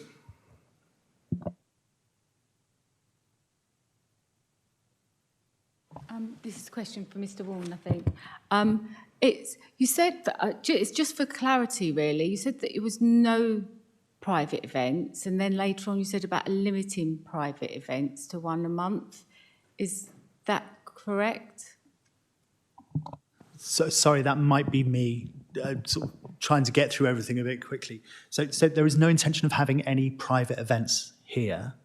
The Friday and Saturday were effectively to have a permission for once a month to allow for a continuation of what they do in terms of live music outside. So it wouldn't be private events, sorry, if that wasn't clear. It's a continuation of what the Sunday sessions are effectively, but to have one very rarely, as we said, I think 2 or 3 times, maybe a year on a Friday or a Saturday, as customers would want, but also bearing in mind that it would have to be infrequent to make sure that we're working with our neighbours. But that's not private events, that's not something we're having outside. So would that be in addition to the Sunday event? So would you have a Friday or Saturday, then a Sunday event as well? Or would it just be a Friday or Saturday and then you wouldn't have the Sunday event? So what we offered was to be able to have a Friday or a Saturday alongside call them the regular Sunday events. But they could only be once a month, and you couldn't have a Friday and a Saturday at the same time. So there would always be a fallow period. The idea is that it is very limited in scope, and it is, again, you'll see for the 2 hours, and if you were minded to amend the licenses we're asking, we wouldn't mind it being 2 hours plus an overrun period, if that makes things clearer for Mr. Miles or helps you. Yeah, no, thank you. I just wanted it for clarity because there's lots of information. I just want to get it really, really clear what is being proposed. Thank you.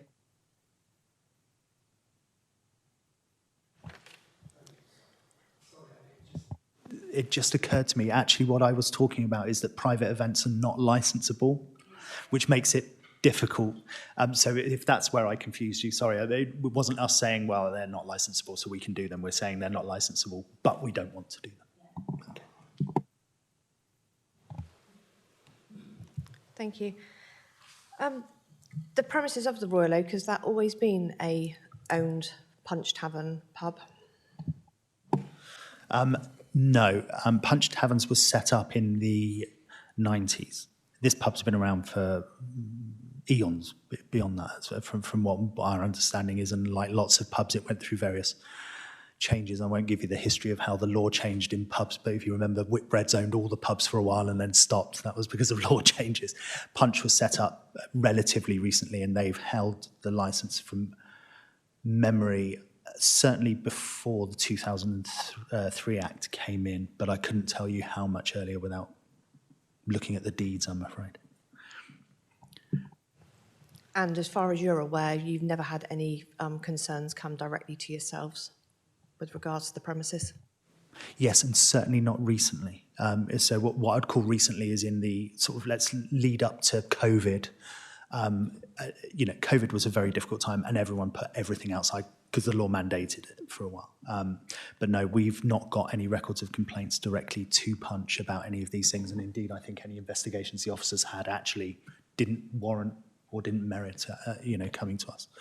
I act as Punch's regulatory arm. So if they did come, they would have come to me and my colleagues. So TLT are effectively Punch's advisors on all matters to do with licensing and regulatory. So.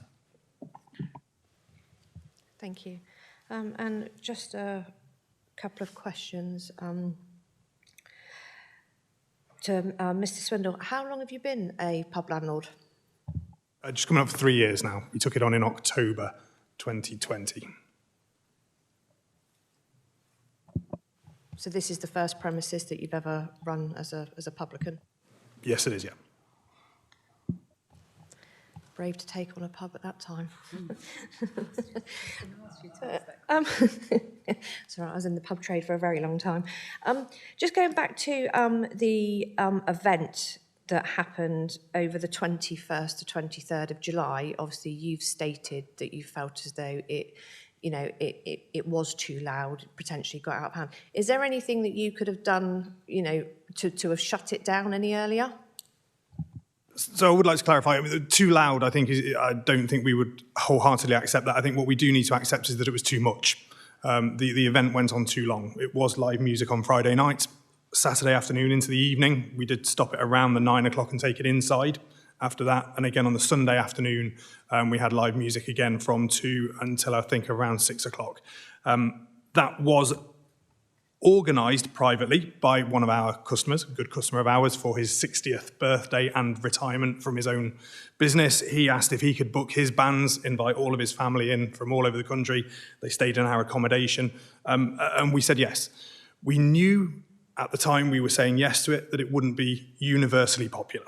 It's more than we always do. We normally stick the Sunday afternoon 2 to 4 is our thing. That's what we do.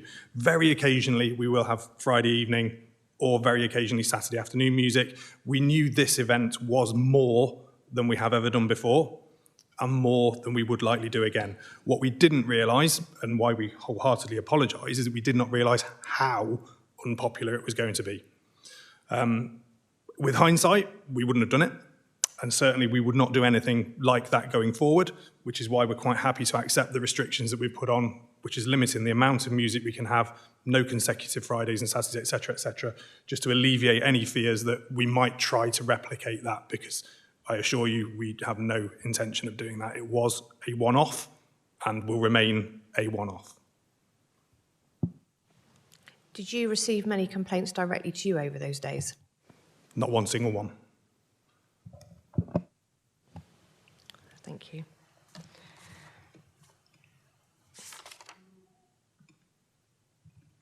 So I'm just going through my notes. Right. I don't actually have any further questions at the moment. Thank you. I will now go...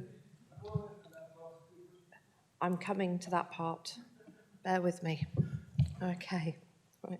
Councillors, do you have any further questions? No, thank you, Chairman. Okay.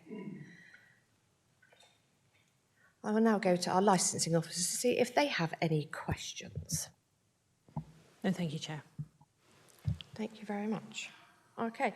I will now come to you, Mr. Miles. Mr. Miles, do you have any questions? And I do stress they need to be questions that warrant an answer. Okay, thank you. Was confused over the private non-licensable events. I just want to clarify, would the commitment not to hold these non-licensable events be included in the event music management plan and hence be part of the licence conditions? Yes, we'd more than happily put that in the event management plan, and that's something obviously that can be scrutinised by the officers when we've drafted it. Incidentally, we don't have a draft for anyone today because we've no idea what the determination might be, so it's almost pointless. Thank you, because that does remove one of the major concerns you'll have. You've acknowledged that there have been a few visits from residents to complain about the noise. What did you change as a consequence? We've had 2 visits from residents to the property. Both are post this review. Prior to this review, we had nobody come and talk to us at all at the pub.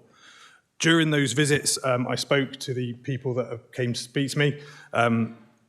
One of them, I suggested that I was currently at that time, I was taking noise readings, admittedly with a not very accurate phone app, but it's what we can do. I was taking noise readings. I suggested to that resident that if they would be willing, they could go back to their house, take noise readings, come back after the event, and we can compare notes. I even referenced the app I was using, so inaccuracies given, at least we were almost comparing apples with apples. That resident chose not to do that and not to come back after the conversation.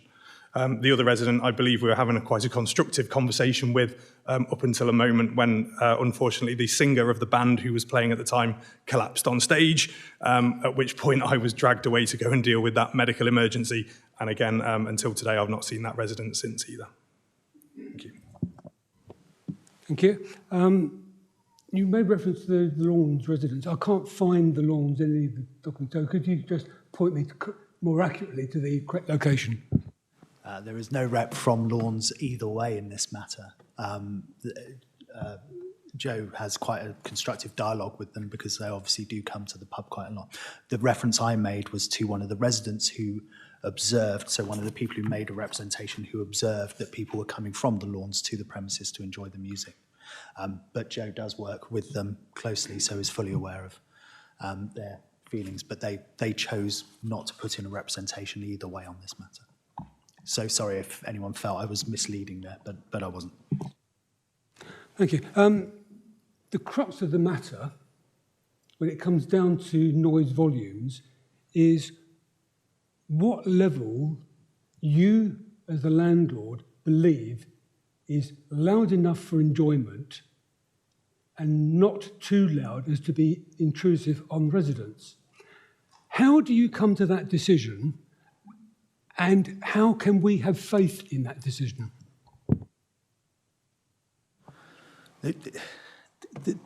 The difficulty is, of course, that one cannot be in anyone's house at any time to judge exactly what you're hearing. So one has to do one's best. And this is always a perennial issue that comes up. And there's been various wordings of conditions, some of which have been found illegal because they go too far.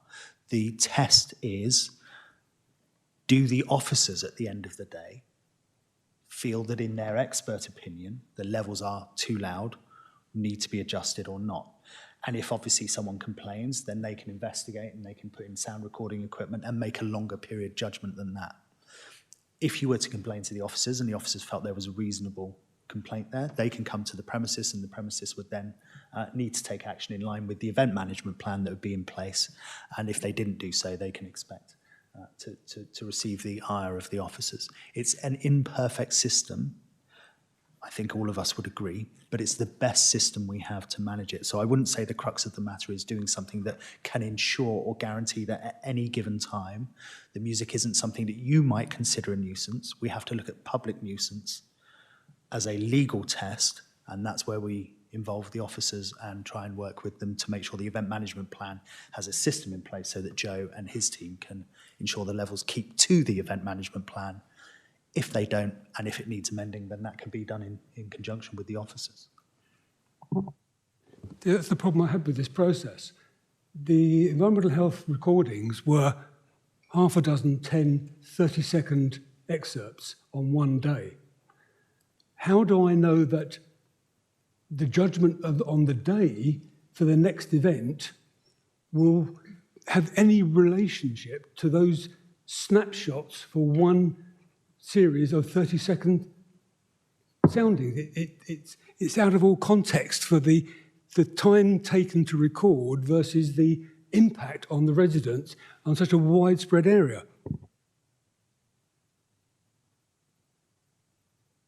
I'm struggling to work out how to answer that. I don't know if, Chair, you want to rephrase that in a question you think might help. But...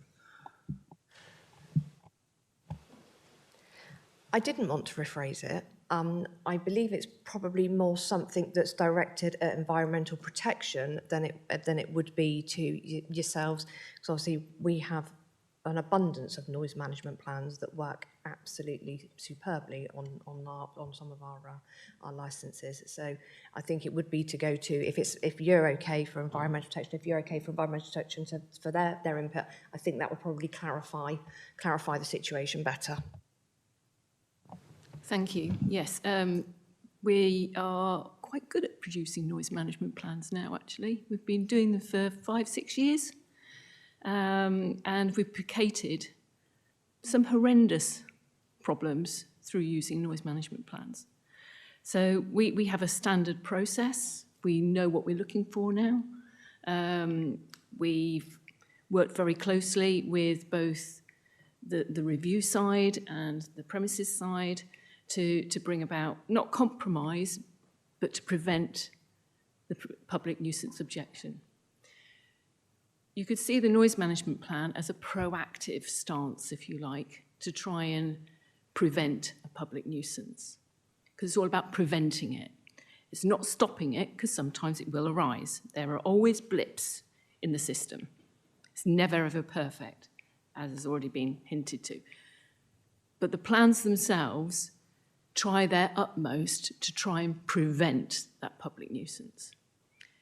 If that public nuisance arises through a fault of not keeping the noise management plan, or the noise management plan isn't robust enough, then we have other mechanisms, like investigating under statutory nuisance, or bringing back to a review which the environmental health team would bring to a committee such as this.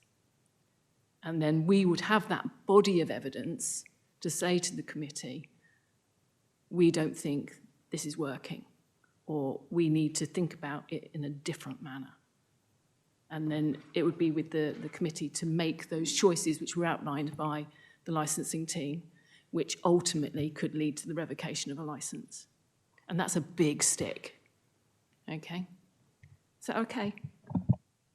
I'm afraid it still doesn't address my point, which is that having had a reading at a certain time and event, how does Mr. Swindler then use that level to form his judgment as to whether or not a particular band is too loud or not?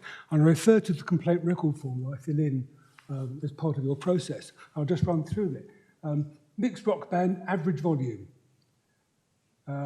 Very noisy punk rock band, stopped for some reason at 15:15, presumably a medical emergency. Very loud general pop band. A range of volumes, starting quietly, became much louder. Auditions for new bands was a question. Medium volume at start and throughout for the first band. Second band, very loud, hardly any music. There's such variability. What I want to understand is how the landlord takes the readings that seem to be acceptable and applies it in a consistent way so that all the bands, to use my language, become medium volume rather than the very loud, and perhaps occasionally even it could have been louder because it was quite quiet. It's so impractical, it seems. So the noise management plan will have the ability to instruct the publican or his staff to undertake noise monitoring exercises. Okay, there will be points around the pub to identify where those monitoring points will be undertaken. And they will be in public areas, because obviously we don't expect the publican to go knocking on private people's doors or to sit in their gardens, etc. And we would expect that to be occurring, not continuously over that, can we say, 2-hour period, but probably at the time when they do their sound checks, the first 5-10 minutes if they don't do sound checks, sort of just before the end of the first set, because there's always a bit of a crescendo, and again, sort of midpoint in the second set, just so that they've got across the board. And there might be times when members of staff collecting glasses or whatever might say, actually, that song's a bit, I'm going to take my cigarette break now, and I'm going to go off and find out how loud it is at those monitoring points. So you have to give them a little bit of respect in undertaking that. And we can call upon those monitoring records at any time, because that's part of the condition. And I mean, if we get complaints, we would be looking not only to install noise monitoring equipment, which we did on that one occasion, but if we know when these events are arising, Sunday afternoons, then we put our boots on and we go out there and we go to those monitoring points and we make that decision at those particular monitoring points. And if we say, actually, that is a bit loud, I'm really sorry, we'll be going to Joe and saying, really sorry, not quite got it right yet, that was too loud. Come and listen with me. For me, this is too loud. And then hopefully they'll go, right, got it now, understand it now, I'll take that, and this is what we'll do. Right, that may be my misunderstanding of the conditions that have been suggested, because it says positions for monitoring music levels during blah, blah, blah. But it doesn't say whether it is the landlord saying, that sounds okay, or one of your more precise pieces of equipment. And that's the bit I was concerned about. If it is a precise process, then I'm content with that. I don't use a precise piece of equipment. These are my precise pieces of equipment.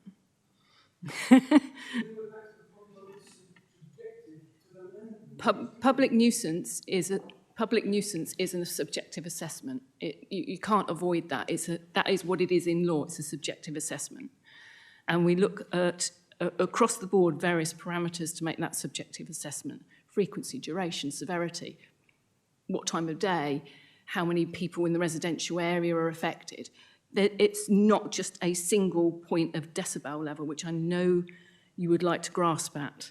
And I appreciate that for most people, you think, that's what I want. And in certain circumstances, a single decibel level works. It doesn't take into consideration frequencies, you know, the bass levels and things like that, which can be particularly intrusive, bass levels. It doesn't consider, to a degree, the nature of the music. For example, I've dealt with festivals where there's an awful lot of swear words in the music that they use, and it could be heard across a village. You know, people don't want to hear that sort of language in a song, let alone hear it full stop. So it had to be talked about and resolved. So from our perspective, as I said before, the noise management plan is a proactive means of a discussion between ourselves and the licensees to try and resolve problems so they no longer arise. Unfortunately, I cannot guarantee it. The premises said they cannot guarantee it because there will occasionally be blips. If there are blips, please report them to us, complain to us. We can investigate, we can follow that through, and we can then change the noise management plan, have further discussions, do an investigation. We can do whatever we need to do, which is our job. Wow. Oh, we got that. Just an observation. One, we've already spoken about looking at one of your set event management plans. So we're already talking about what that might look like. So that will be generated and come from as a starting point from the officers. The second point is, if someone actually comes to the pub and says that's a bit too loud for our blood, you're more likely to get a response than actually to complain to an officer who then has to come out a day later and then look at readings. So there is, a bit of trying to work with neighbours, and as you've heard, Joe has made it very clear he's very happy to do so, and that's an open invitation to continue that dialogue. Thank you for that addition. Mr. Miles, I hope that went to some way to answering your question. I don't think you're going to get the exact answer that you want, but I hope that was, clarification. I think Jane did actually, put it into some good detail. But obviously, the decibels, it just doesn't work.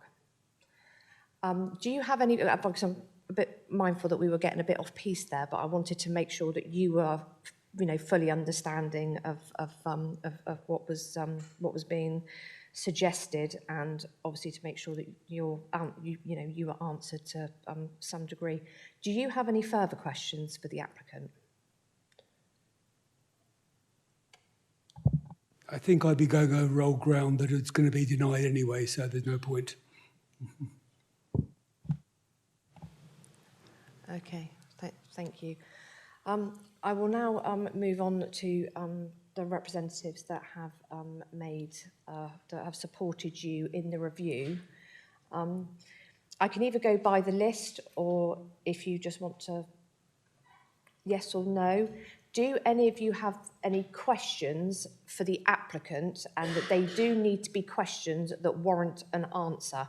If you could just state your name before you speak, that would be useful. Thank you. Yes, you're ready. Hi, I'm Rachel Rogers. I live 50 metres from the pub. Mr. Swindle's solicitor has been very keen to tell us how cooperative Mr. Swindle is in dealing with complaints. So my question is, why, when I rang up on the very first day the music was being played to complain about the volume, was I told that the pub had no control over the volume?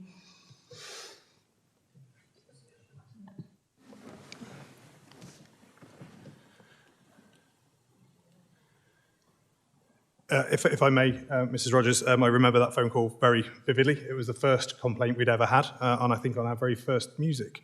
No, it wasn't the first music at all. It was, I think it was it doesn't matter, a different band.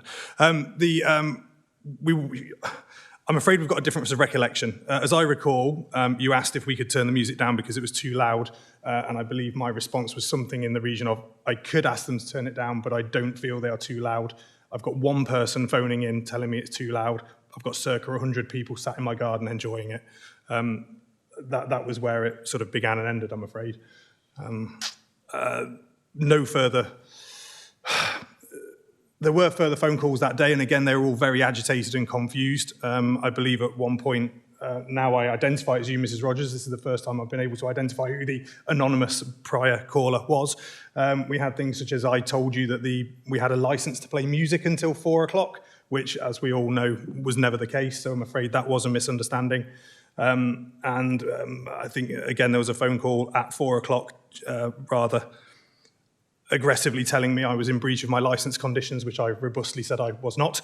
And that was sort of where that conversation began and ended. I think you must accept, Mrs. Rogers and I, accept that you are here now and we are talking face to face, but an anonymous phone call in the middle of a live music session in a very busy pub, there's not really a lot that I'm going to be able to do with. And I maintain that I would, as I said previously, I would love to engage with our neighbours and our residents. I pride myself on being a good neighbour and a good community pub that the majority of the community enjoys coming to and appreciates what we do. And I would openly say, if you come and talk to me, I will listen to your concerns and I will act upon them. Up until today, Mrs. Rogers, I'm very sorry. This is the first time we've met face to face. You should have asked me my name and my address, and you could have quite easily come down my garden. It's 50 metres away. Sorry, I'm sorry. Thank you for the reply. Do you have any further questions for the person? Okay, thank you. Did anybody else that has made representations, do you have any questions? As already been stated, the amplifiers in the stage which has been built are usually the size to use a Glastonbury or whatever.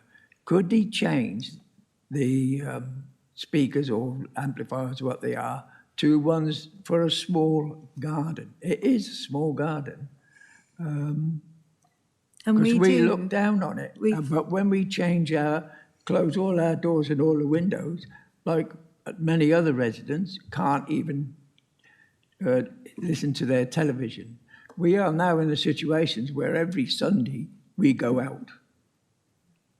And we don't like to complain because we're not that type of people. It's amplification, as Mr. Marvel said. Yeah, not against the music at all. It's just the the level. sound, the loudness of it.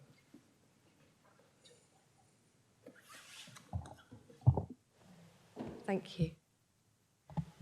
Do you have any response with regards to the speakers that have been used, that are being used at present? Yes, so there is no garden speaker system.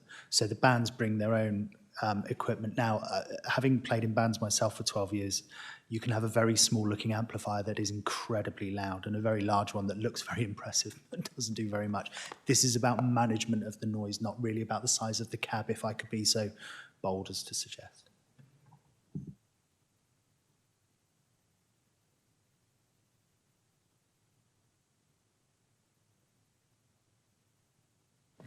How are you going to control it then, if they can't change it?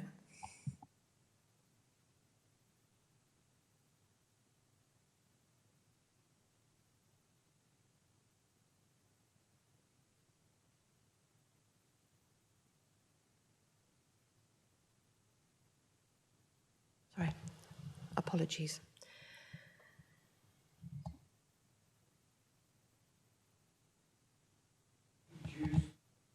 The loudness of the amplifiers, if you got the band bring their own, and then when the band bring their own, they're going to set them to what they like.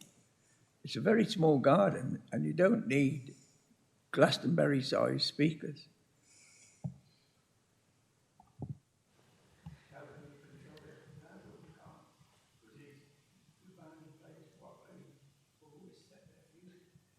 Because if going forward there was a noise management plan that would be put in place, then every band would have to go from this, would be set at the same level, regardless as to what guitar you've got, what speakers you've got, what drums you've got. It would all have to be set at the same continuous level, which would be monitored throughout their sets. If the people who want to take any readings, they can come and sit in our apartment any Sunday afternoon and take all the readings they want. Because it is very, It is very, very loud. I think we're the nearest. We live overlooking Tesco car park.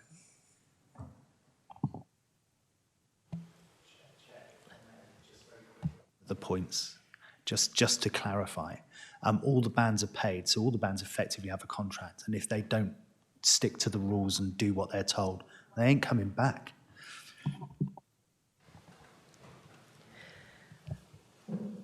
Just a quick question. When do we get a chance to speak as well? You will be allowed to speak at your point, which is not just now. Okay, It thank you. will be when I come over to the other residents that are in support of the premises. Thank you. Okay. With regards to you saying that obviously on a Sunday afternoon there is noise nuisance, then obviously you could do something very similar to what Mr. Miles did, and that is to put your concerns into environmental protection, have environmental protection have said, you know, that is what they're there for. They are there to monitor it. Any concerns that come in, they do take seriously. So that would be, advice to you that would be something that you, that you could do going forward should you still have any concerns regarding the entertainment at the premises. Okay. Are there any further questions for the premises holders?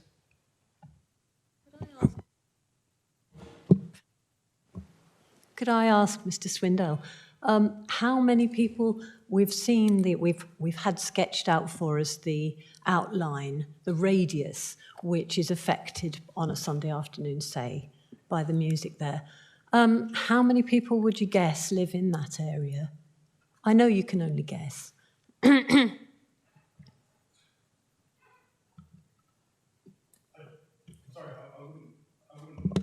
I wouldn't care to hazard a guess how many people live in the area. I mean, I guess we're talking well into the thousands. What I can tell you is the people that have written in support of the review, am I allowed to show a visual, a map of what it looks like? I've taken the effort to sketch it out on a map. The red dots are those residents that have written in support of the review. Within the, obviously the blue dot in the centre is us, and those that have written in support of the music look like that. So I'm not sure what the purpose of the question is, Mrs. Gibbs. I don't wish to be facetious, but the people that have written in support of the pub do live within the radius, if that's what we're trying to ascertain. Thank you. Thank you. Do you have any further questions?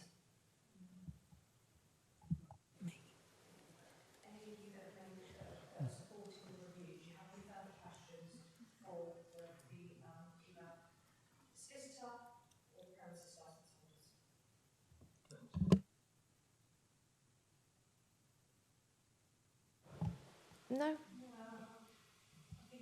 Speak to the landlord later.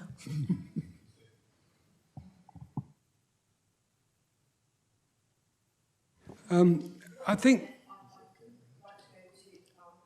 well, it was about what's just been discussed in the last few minutes.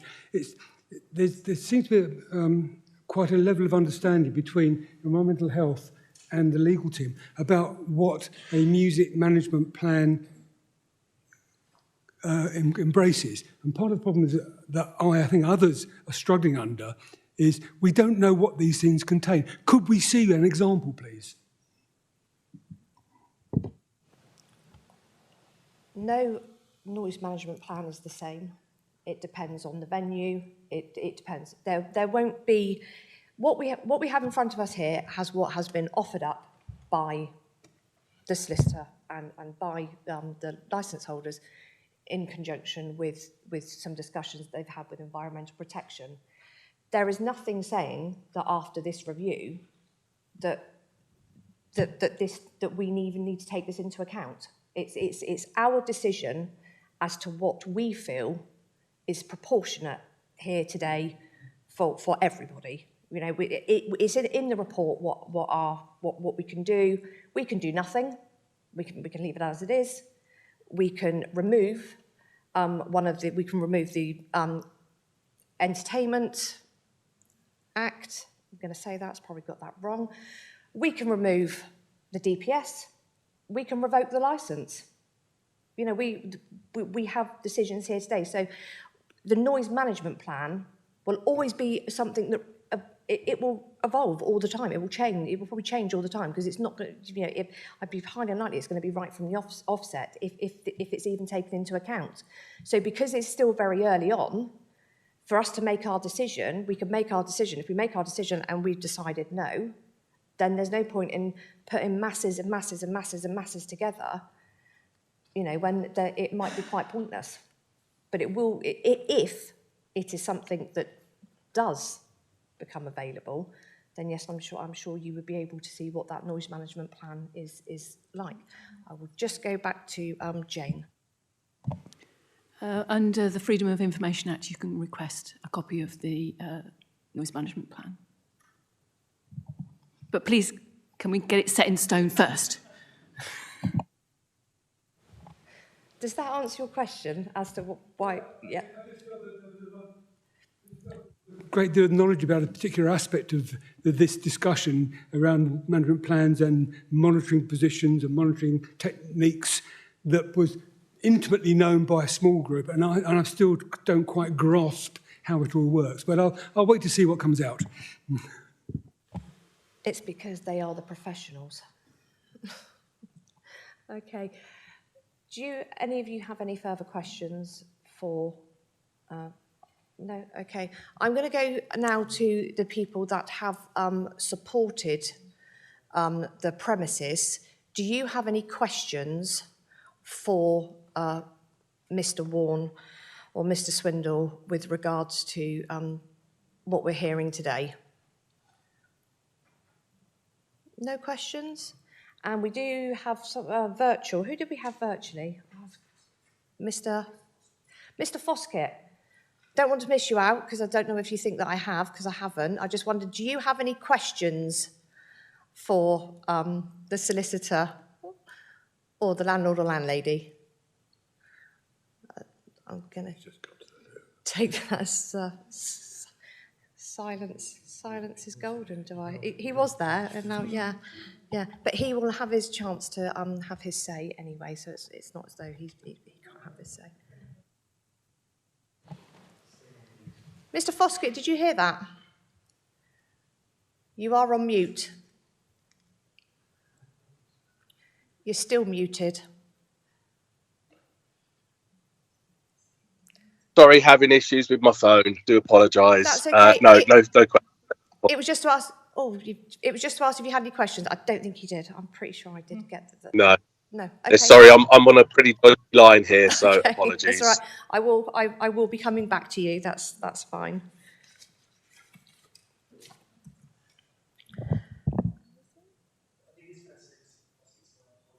Oh. Hope he's somewhere. Hope he's somewhere sunny. Right. Okay. Right. You've all had your opportunity to speak. I am now going to go to all of those of you that have made representations. I'm going to now come to you, and that will be for you to say if you have anything to add to your representations. If you don't have anything to add to your representations, that's fine. We have read all the representations, and I believe I do have a list here of what representations are for the people that are here today, but obviously all the written representations have been taken into account because all of those that have written in to us.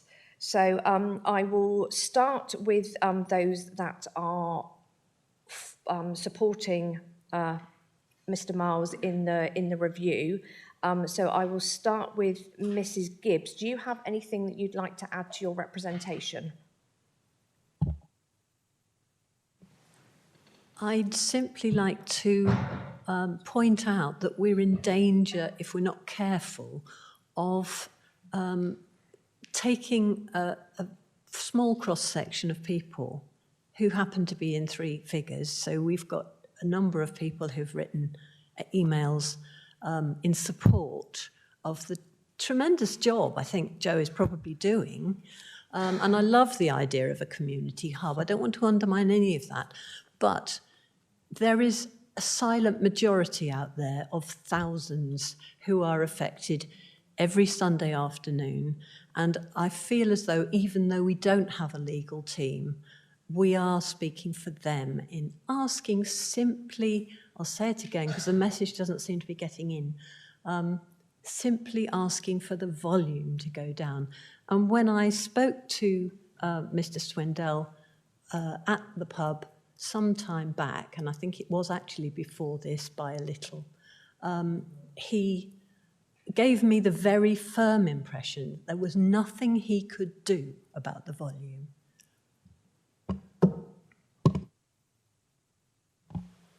Thank you. Councillors, do you have any questions for Mrs. Gibbs? Do you have any questions? No? Okay, I will now go to Mr. Warren. Do you have any questions for Mrs. Gibbs? No, thank you, Chair. Thank you. Mr. Miles, I forgot, do you have any questions for Mrs. Gibbs at this time? No? Thank you. Licensing, environmental protection, I'll take you on block. No? Okay, thank you. Thank you, Mrs. Gibbs, for attending today, and thank you for your comments. I will now move on to Mr. and Mrs. Hayward. Is there anything that you would like to add to your representation? Well, only that we weren't around last weekend, and the people in the complex did say that it was a lot quieter, but that was the first weekend. But we weren't around then, we were at DCH. So I just wondered why that happened. I'm pleased that it happened. Councillors, do you have any questions? No. No? Sure.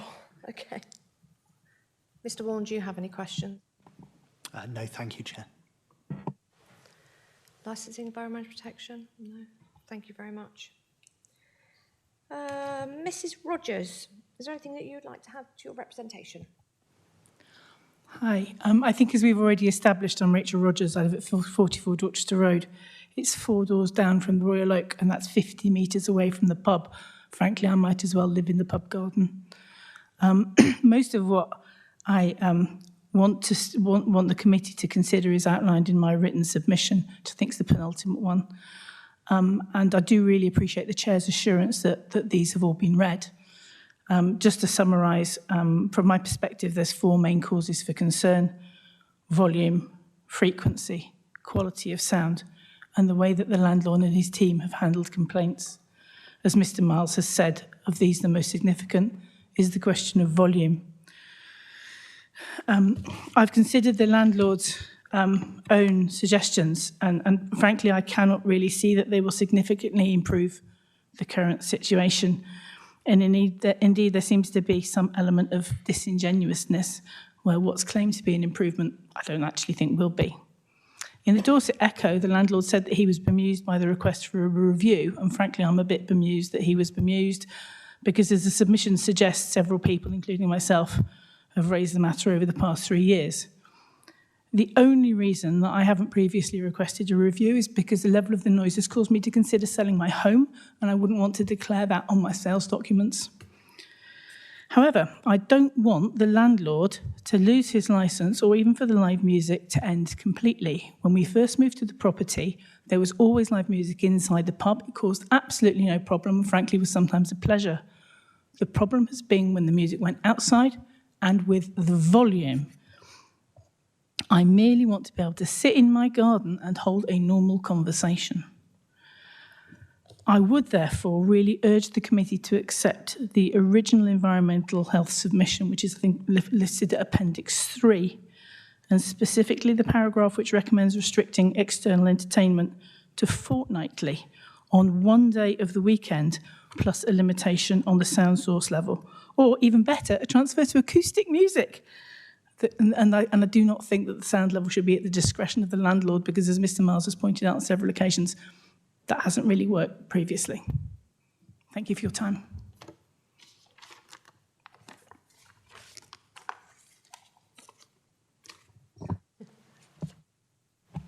Thank you for your addition. Councillors, do you have any questions?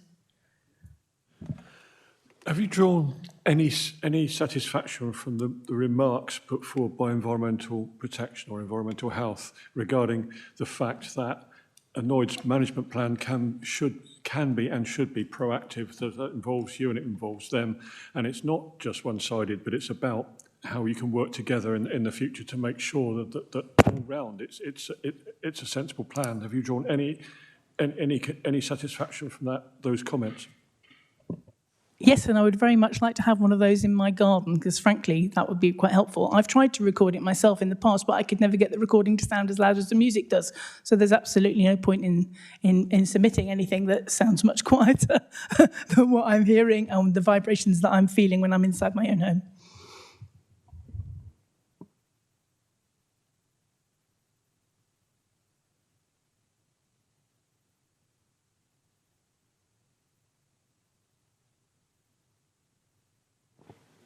I feel as though I'm going to be going over the same ground again with environmental health. I'm still confused as.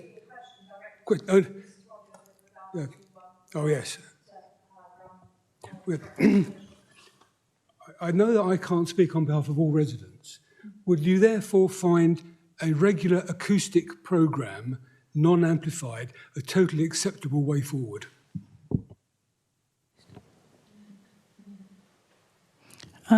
I think absolutely would be the answer to that, provided it wasn't like every single day. If we could, I mean, I have never had any problem with the acoustic music. I did find the landlord's notice in his window where he said live music was under threat was extremely disingenuous. I never intended the live music to stop. What we want to stop is the volume and to reduce the frequency. Thank you very much.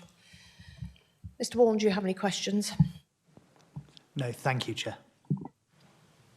Licensing, environmental protection, any questions? No, thank you. Right, I'll now move on to Mr. Rogers. Mr. Rogers, is there anything that you would like to add to your representation? I think most of my representation has already been covered, but I would just like to make a statement that it feels like there's been a change of tone. So in previous conversations and complaints, we felt a bit helpless. So we felt the sound levels were too high in our garden. And the times that my wife's phoned up and I've spoken to the landlord, it felt like he felt the levels were reasonable, whereas we felt the levels were unreasonable. But I accept it's a very subjective topic. And I've actually worked in acoustics, so I do understand some of the methodologies, and like the personal health, environmental health was saying. So I do understand that it's not an exact science and there's lots of psychoacoustics involved. But just from a very kind of basic assessment, I think if you go in your own house, close a window and put the television on and you can still hear things and struggle to have a conversation, that's just too loud. That's just common sense. And to be fair to Joe, I think after I had a conversation with him, when the band came on, it was a bit quieter and it was okay. But then the problem was the next band came on then was a lot louder, because I think bands have a tendency, I know this because I used to be in a band and used to do a PA system, you always want to crank it up because you think you're the best band in the world. So I think it's all about consistency and just reasonable sound levels. From my perspective, that would satisfy my complaints more or less. I mean, I know everyone's got different opinions. Yeah, the frequency of it, 3 days on a weekend, I think is way too much. That's just excessive. But I think if we have a noise control plan and it was kept at a reasonable level, that would be much more acceptable from my personal point of view. Yeah. Mr. Miles, do you have any questions? No? Okay. Councillors, do you have any questions? Mr. Warren, do you have any questions?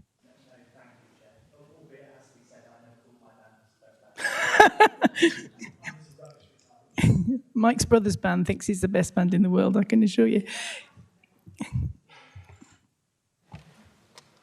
Licensing, environmental protection, do you have any questions? No? Okay, thank you. And thank you for all for attending. You will get an opportunity to sum up, but if you have nothing to add, it's absolutely fine.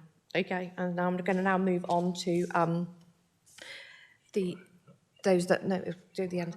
I'll now come on to the people that have made the representations that are supporting the premises, and I will start with Ms. Long. Is there anything that you would like to add to your representation? The only thing I want to say is Mr. Miles did some measurement from the middle of Weymouth Bay Avenue, 650 metres, I think you said, a radius around there. I live, I think, according to that scale, maybe about 300 metres from the pub. And I think once, maybe twice over the summer, possibly even the weekend in question, I could hear that in my back garden. Just very, very distant noise that I assumed was coming from the pub. I didn't know for sure. But I think you said somebody at the bottom of Weymouth Bay Avenue said they could hear that clearly. In my personal opinion, I think that's just somebody making malicious accusations, because that just, in my opinion, is clearly not the case, or they were mistaken where that music was coming from, because that there is no way that could have come from the premises. Thank you. Councillors, do you have any questions? No. Mr. Vaughan, any questions? Mr. Miles, do you have any questions for Ms. Long? I measured the distance using Google Earth. I just want to know how you measured your distances, given that you say it's half the distance that I measured on Google Earth. Just in my head, a straight line from the pub to the middle of Weymouth Bay Avenue. I know very well where that is. I'm judging myself to be about halfway there.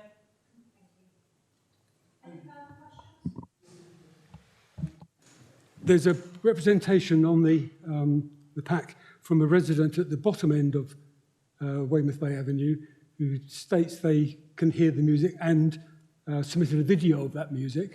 Do you believe they're incorrect in their statements?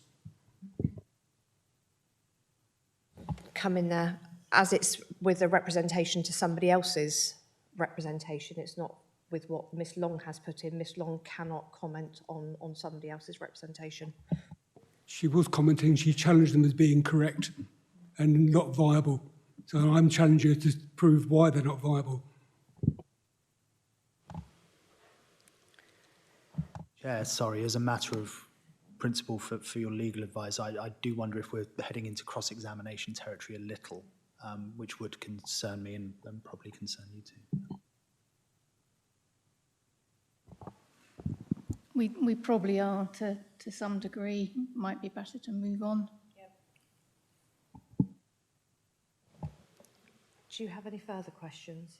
No. Okay. Thank you. I will now move on.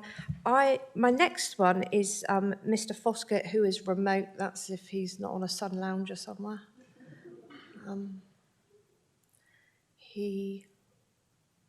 I'm sorry, I'm here. Sorry, That's not on the okay. sun loungy. Okay, that's fine. Thank you for joining us. Mr. Foskett, is there anything that you would like to add to your representation that you've made? Yeah, I'd just like to start by saying that our house is probably one of the most affected, given our location to the pub as well. We live backing onto the bakery, which is just diagonal to the pub. I can't help thinking that maybe some of this is being exaggerated a bit. So just want to talk about volume a bit. And obviously this is all subjective, and I understand that, and it's down to different people's experience. But, for example, you can hear things in the distance if you listen. For example, I can hear the waves crashing in the bay on the beach if the wind's blowing in the right direction and it's quiet enough. So I don't think that's a very good argument, really. But would like to say that when we're in our house and the windows are closed, I really can't hear the music at all. Now, that's my opinion, and everybody else has their own, but I really don't hear it. When we're in our house and the windows are open and I have the TV on, the music really doesn't affect me. Okay, so again, I'm not understanding some of these arguments. And yes, when we're in the garden, absolutely, we can hear it, but I've never found it to be at a level that's unacceptable. We quite often hold barbecues, and it's always very pleasant, the music, varied. So, yeah, I don't really see that there has been a problem from my perspective there. In actual fact, people quite like the music. So, again, very subjective. But I think I'd like to make the point that we could easily hold a conversation over the music. And I know that obviously I know a new stage has been implemented, and I do think that has reduced the sound level slightly. So just as a comment, but would like to say overall the noise from the pub is very minimal over the 2.5 years that I've lived here. So I'd also like to mention that this is all very subjective as well, but I get more of a noise nuisance from the bakery with the AC fan going 24/7 and deliveries and pallet cleaning, etc. And another band that practices somewhere on Fernhill Avenue, which the music is far louder. So, just trying to think, where does this stop? Yeah, how much do we complain? How much do we keep this going?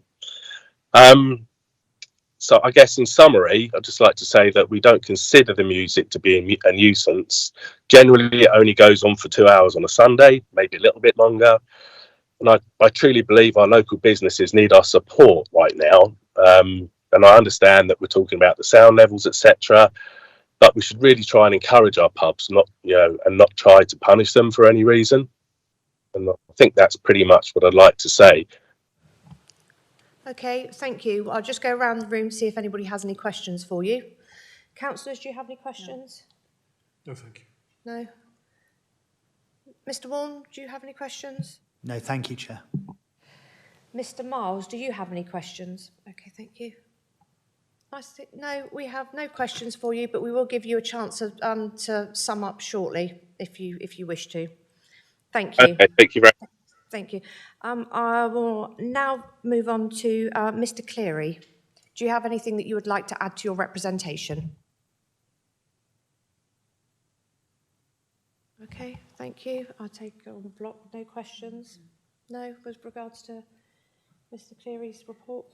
His rep? No? No? Mr. Miles? No. Okay, thank you. Ms. Goldman? Is there anything that you would like to add to your representation? As the gentleman who's just spoken, he's one side of the pub, I'm the other side.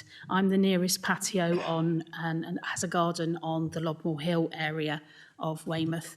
And I want to say that we get a lot more neighbourly noise than we do from anything that comes from the pub at all. There's DJs that we get at night time, and I escape to the Royal Oak to actually go and spend an evening because of the noise that I get as a personal person. I don't feel the 2 hours interferes with anything I do in my life. And as I say, quite often it triggers me to say, oh, the music's on, I'll just pop round. But it's not excessive. If I don't want to hear it, I close the windows. I can't hear it when my windows are closed. I've never heard any heavy rock. I've heard rock, but not heavy rock. And it's already been mentioned that people don't go every week. Well, I do. I probably have missed one or two. I'm there every week. It might be that I'm watching the sport first and then go and listen to the band, or vice versa. So I am one of these customers that do go every week.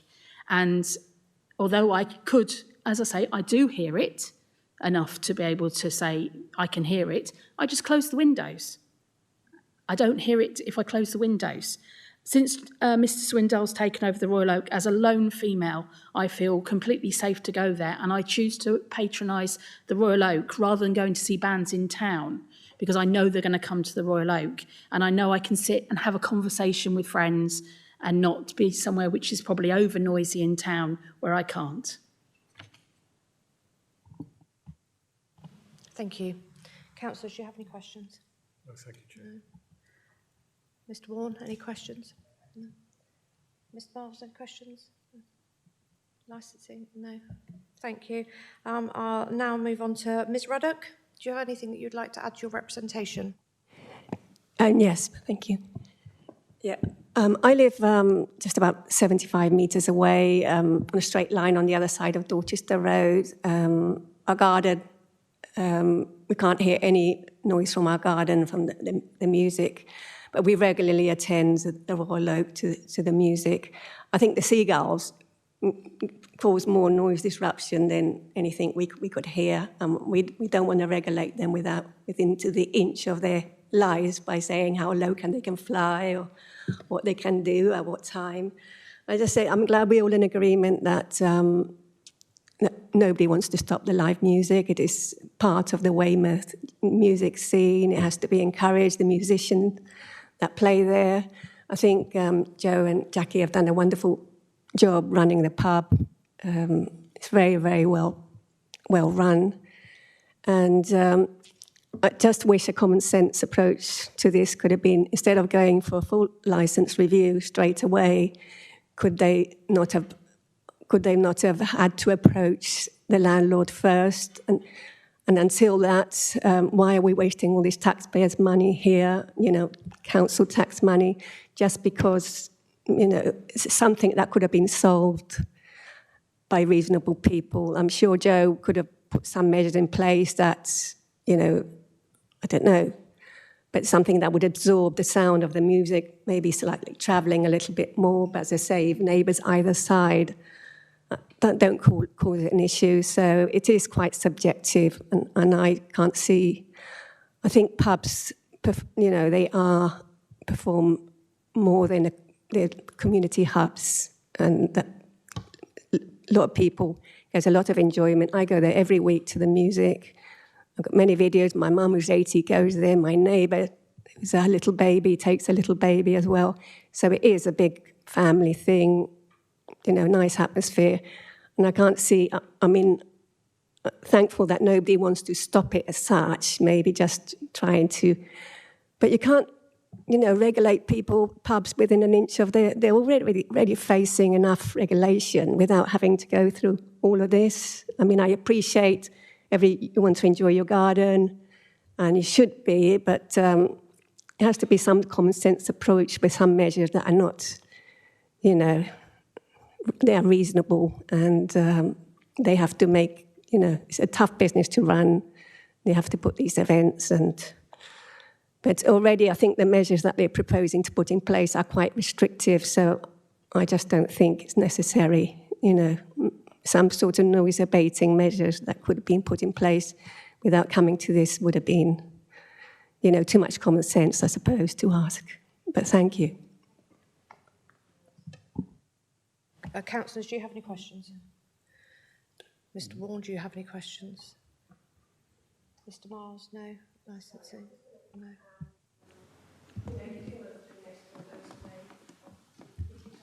Cars at a certain time, or, the pub has been there since the 1800s. I don't buy a house next to a pub and expect it to be not noisy, So, thank you. If there is a feeling there that a premises does become, that there is no process, anyone can call a review in, as they wish, if they have got evidence there for that review. There is nothing to say that they have to liaise with anybody. It's anybody's right to hold a review. Okay, thank you. I will now move on to my last one. I've got circus of fees, but I wasn't sure whether you wanted to speak, but if you do, you've done a representation, so if there's anything you'd like to add to it, that's fine. Yeah. I just wanted to say, us as a band, we've played at the pub this year a couple of times outside. The first time was in the old place where it wasn't on the stage. So therefore, all your speakers are facing out to the back of the gardens. Second time round, we were on the stage. So therefore, our speakers were facing towards the pub. There's been mentions that the sound waves were bouncing off the walls. Certainly not when we were there, because if that was the case, we would be feeding back and it would be screeching through the speakers, which would make it impossible for any band to play. We are such a distance away from any of the walls that doesn't happen. On all the times I've been there as a spectator as well, you can easily have a conversation with the person sat next to you without having to raise your voice.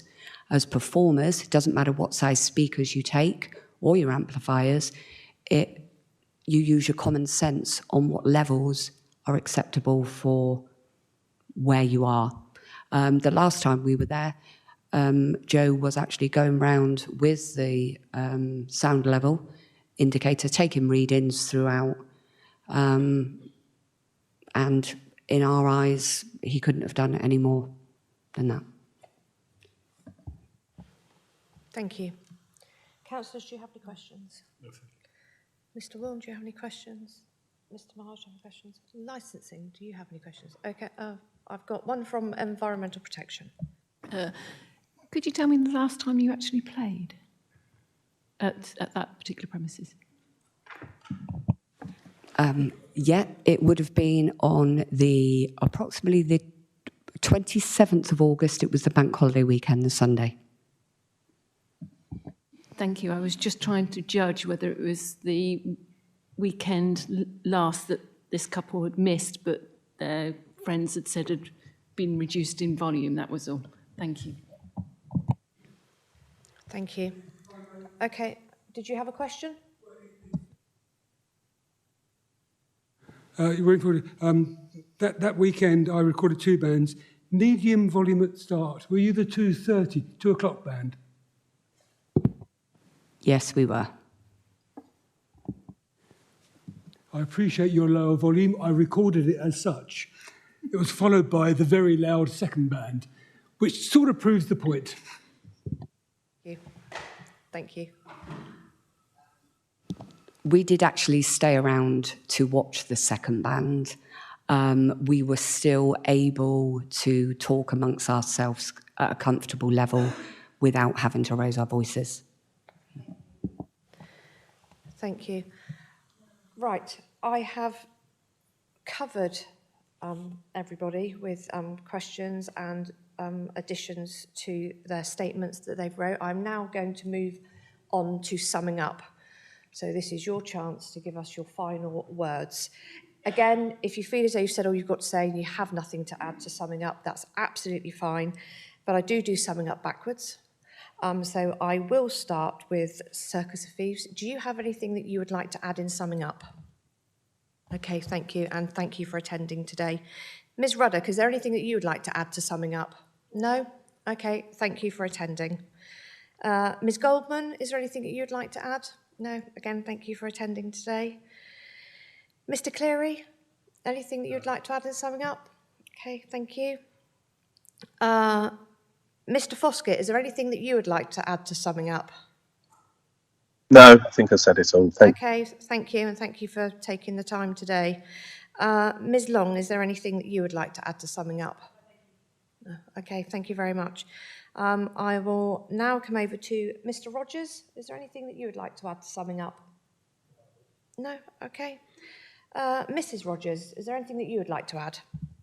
A very tiny point, which is that Mr. Swindell's solicitor asked a specific question as to whether or not there'd been any complaints received for the event of the 21st to the 23rd of July, and the answer was no. I'd just like to point out that we were in London that weekend, so I couldn't hear it from there. Thank you very much. Mr. and Mrs. Hayward, is there anything that you would like to add to summing up? Well, I've listened to as much as I can, and because people are so far away from the microphone, but I do think that we are the nearest. We're in Compass Point, and it really, really is loud. I mean, these people that are saying that can't hear it, I mean, when they're people from 15 minutes away, I think somebody said they were, and they could hear it. But I just think, I really do not want the music to stop. I've got lots of friends who go and enjoy it, but it is the volume. And, you know, when people say you can't hear each other talk, sometimes we can't.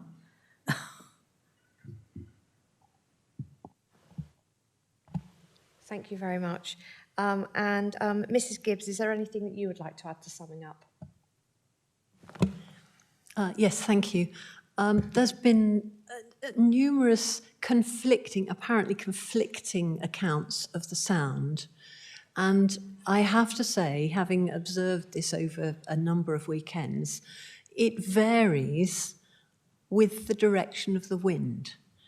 And I think people who live on the right side, you can interpret that how you like, of Dorchester Road don't get much sound. It seems to come over towards the back end of the pub and thereon. But the wind makes it a lot worse sometimes. And I also have to say I'm really sorry we have to leave. Our car park is car's about to turn into a pumpkin.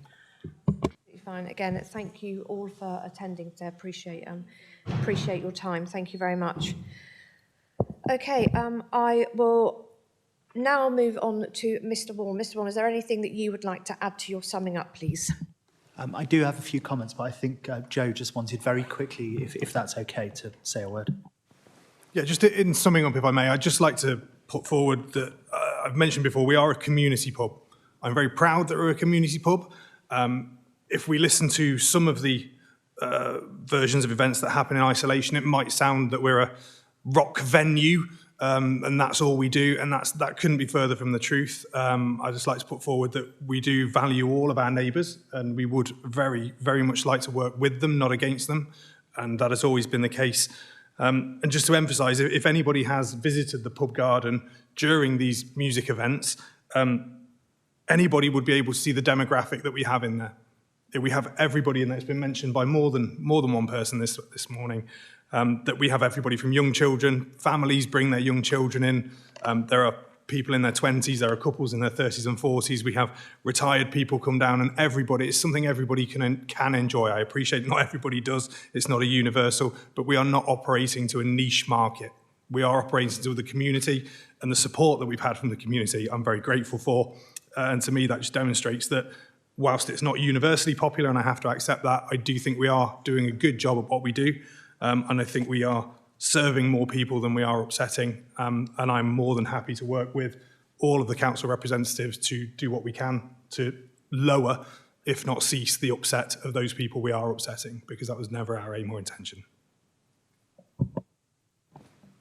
Thank you, Chair. Just a few closing comments, and I promise I won't go on too long.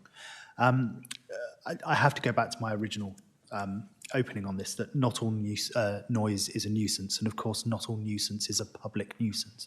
And you've heard just the widest range of views here today. everyone has a different experience and everyone feels differently about these things, but all of that has to be taken into account. You've heard evidence from our side that people who are at the event say it's quiet enough, you know, that they can hold conversations. You've heard about the demographics, people who are 80 plus, babies, people from the home nearby. If it were absolutely abysmal, you wouldn't attract those kind of people. Likewise, 3 complaints this year is something that I think you do need to take into account when considering this matter.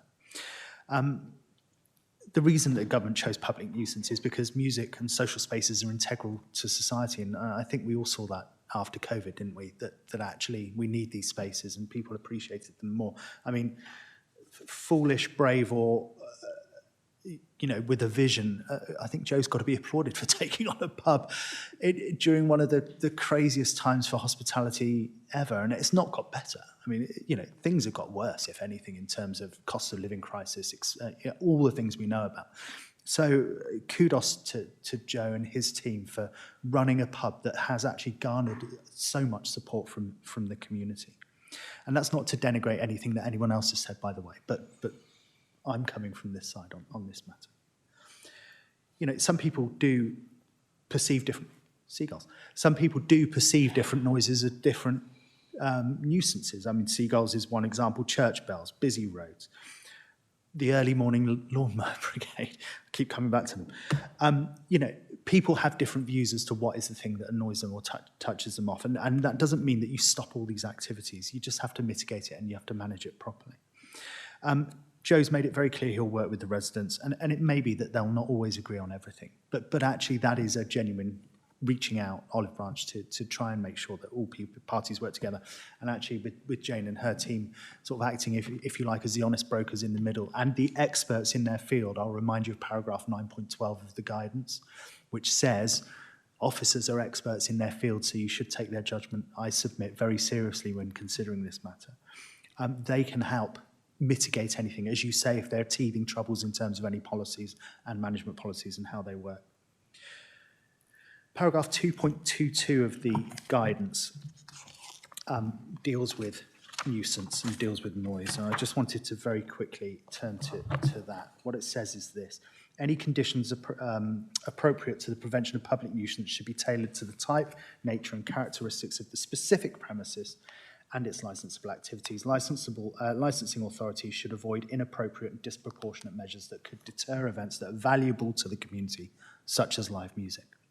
What we're trying to do is manage that. We're trying to give you a framework, and hopefully you'll agree with us that the framework in the proposed conditions that we worked hard with Jane does exactly that. I would also remind you of your own policy at paragraph 2.16, which again I'll turn to. I'm afraid I didn't memorise it. Too much stuff to memorise nowadays. But Dorset has a long-established reputation for the encouragement of community and diverse cultural events and public entertainment as an essential aid to community involvement and an increasing sense of common identity. Now, for all the criticisms that could be levelled from any angle, the one that can't be is that Joe has done anything other than run a community premises that's given back a sense of community and identity. We have heard that obviously one of the residents did say, well, they're acting for the silent majority, but I would possibly and politely respond that the silent majority don't speak either way on this matter. The evidence we have from environmental protection, including doing their own noise recordings, make it clear that levels have been investigated and didn't reach the standard of statutory nuisance. We're looking to strike the balance now between what is appropriate and what is proportionate, which is the test you will be applying when you come to determine this matter. And I'm going to commend these conditions as we've discussed the amendments to add in that the music must be agreed to by the management plan agreed to by EH prior to 2024 events starting. The management plan being changed and resubmitted if there's a change to entertainment. We're happy to agree that the events are 2 hours long with a bit of extra time, you know, just in case for overrun rather than 2.5 hours, if that clarifies things for Mr. Miles. But otherwise, I think that's where I'll leave it. I'm going to submit that you impose these conditions as amended as the appropriate and proportionate response to this review. Thank you, and thank you for attending. I'll now move on to Mr. Miles. Mr. Miles, is there anything that you would like to add to summing up? Yes, please. We started with thanks, and I'll end with thanks as well for this hearing. A few things I'd like to say. My application was about the noise and the music. I just wish to put on record that at no stage has anyone ever said to me that the pub is badly run or has any other problems whatsoever to do with drunkenness or bad behaviour or anything else. It is a very well-run pub. I think we all acknowledge that. And I just wanted to make sure that was put on record. I'm also encouraged by the progress I think has been made on limiting the number of days in which the music events occur, particularly on the private events, which is a great relief. So I'm really truly grateful for that. I'd also like to point out that even with the passionate advocacy from this side about the noise, no one has ever said stop the music. You know, the pleas that you were making to do with, you know, cultural diversity, that's never been our concern. Never has been, and I don't think any of us would support any decision that you might come to about stopping the music, because that's not what it's about. It's about the volume. Now we've got the number of days under control, it's about the volume. And I was trying to think another way of explaining what the volume is like. This hearing has given 2.5 hours, roughly the time of a music event at the pub, with a bit of overrun. Imagine running this hearing with the level of music that you've heard on my videos playing for the whole 2.5 hour period. Because if it's not intrusive to our homes, it cannot be intrusive here either. That's it.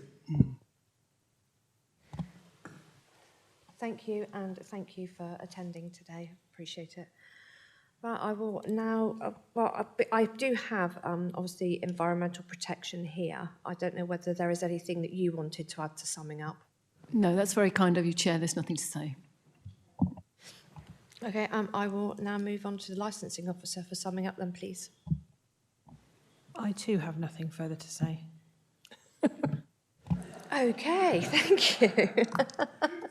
Right, I believe that we've given everybody ample opportunity to say what they have to say, to cover the points that they wanted to cover. Are you all content with that? Yeah? Okay. I'll just go to our legal advisor because I want to check that we have covered all legal aspects. Yes, Chair, everything's been covered. Thank you very much. Okay, before I conclude the meeting, obviously there is a right to appeal, and your right to appeal is within 21 days of receiving the written decision notice, and that is to Weymouth Magistrates Court. We have 5 days to get the decision notice out to you. Everybody that has made representation will receive the full detailed report from our decision. Are you all content with that? Okay, well, I will conclude the public part of the meeting, and we will retire to make our decision. Thank you all for attending. Appreciate your time.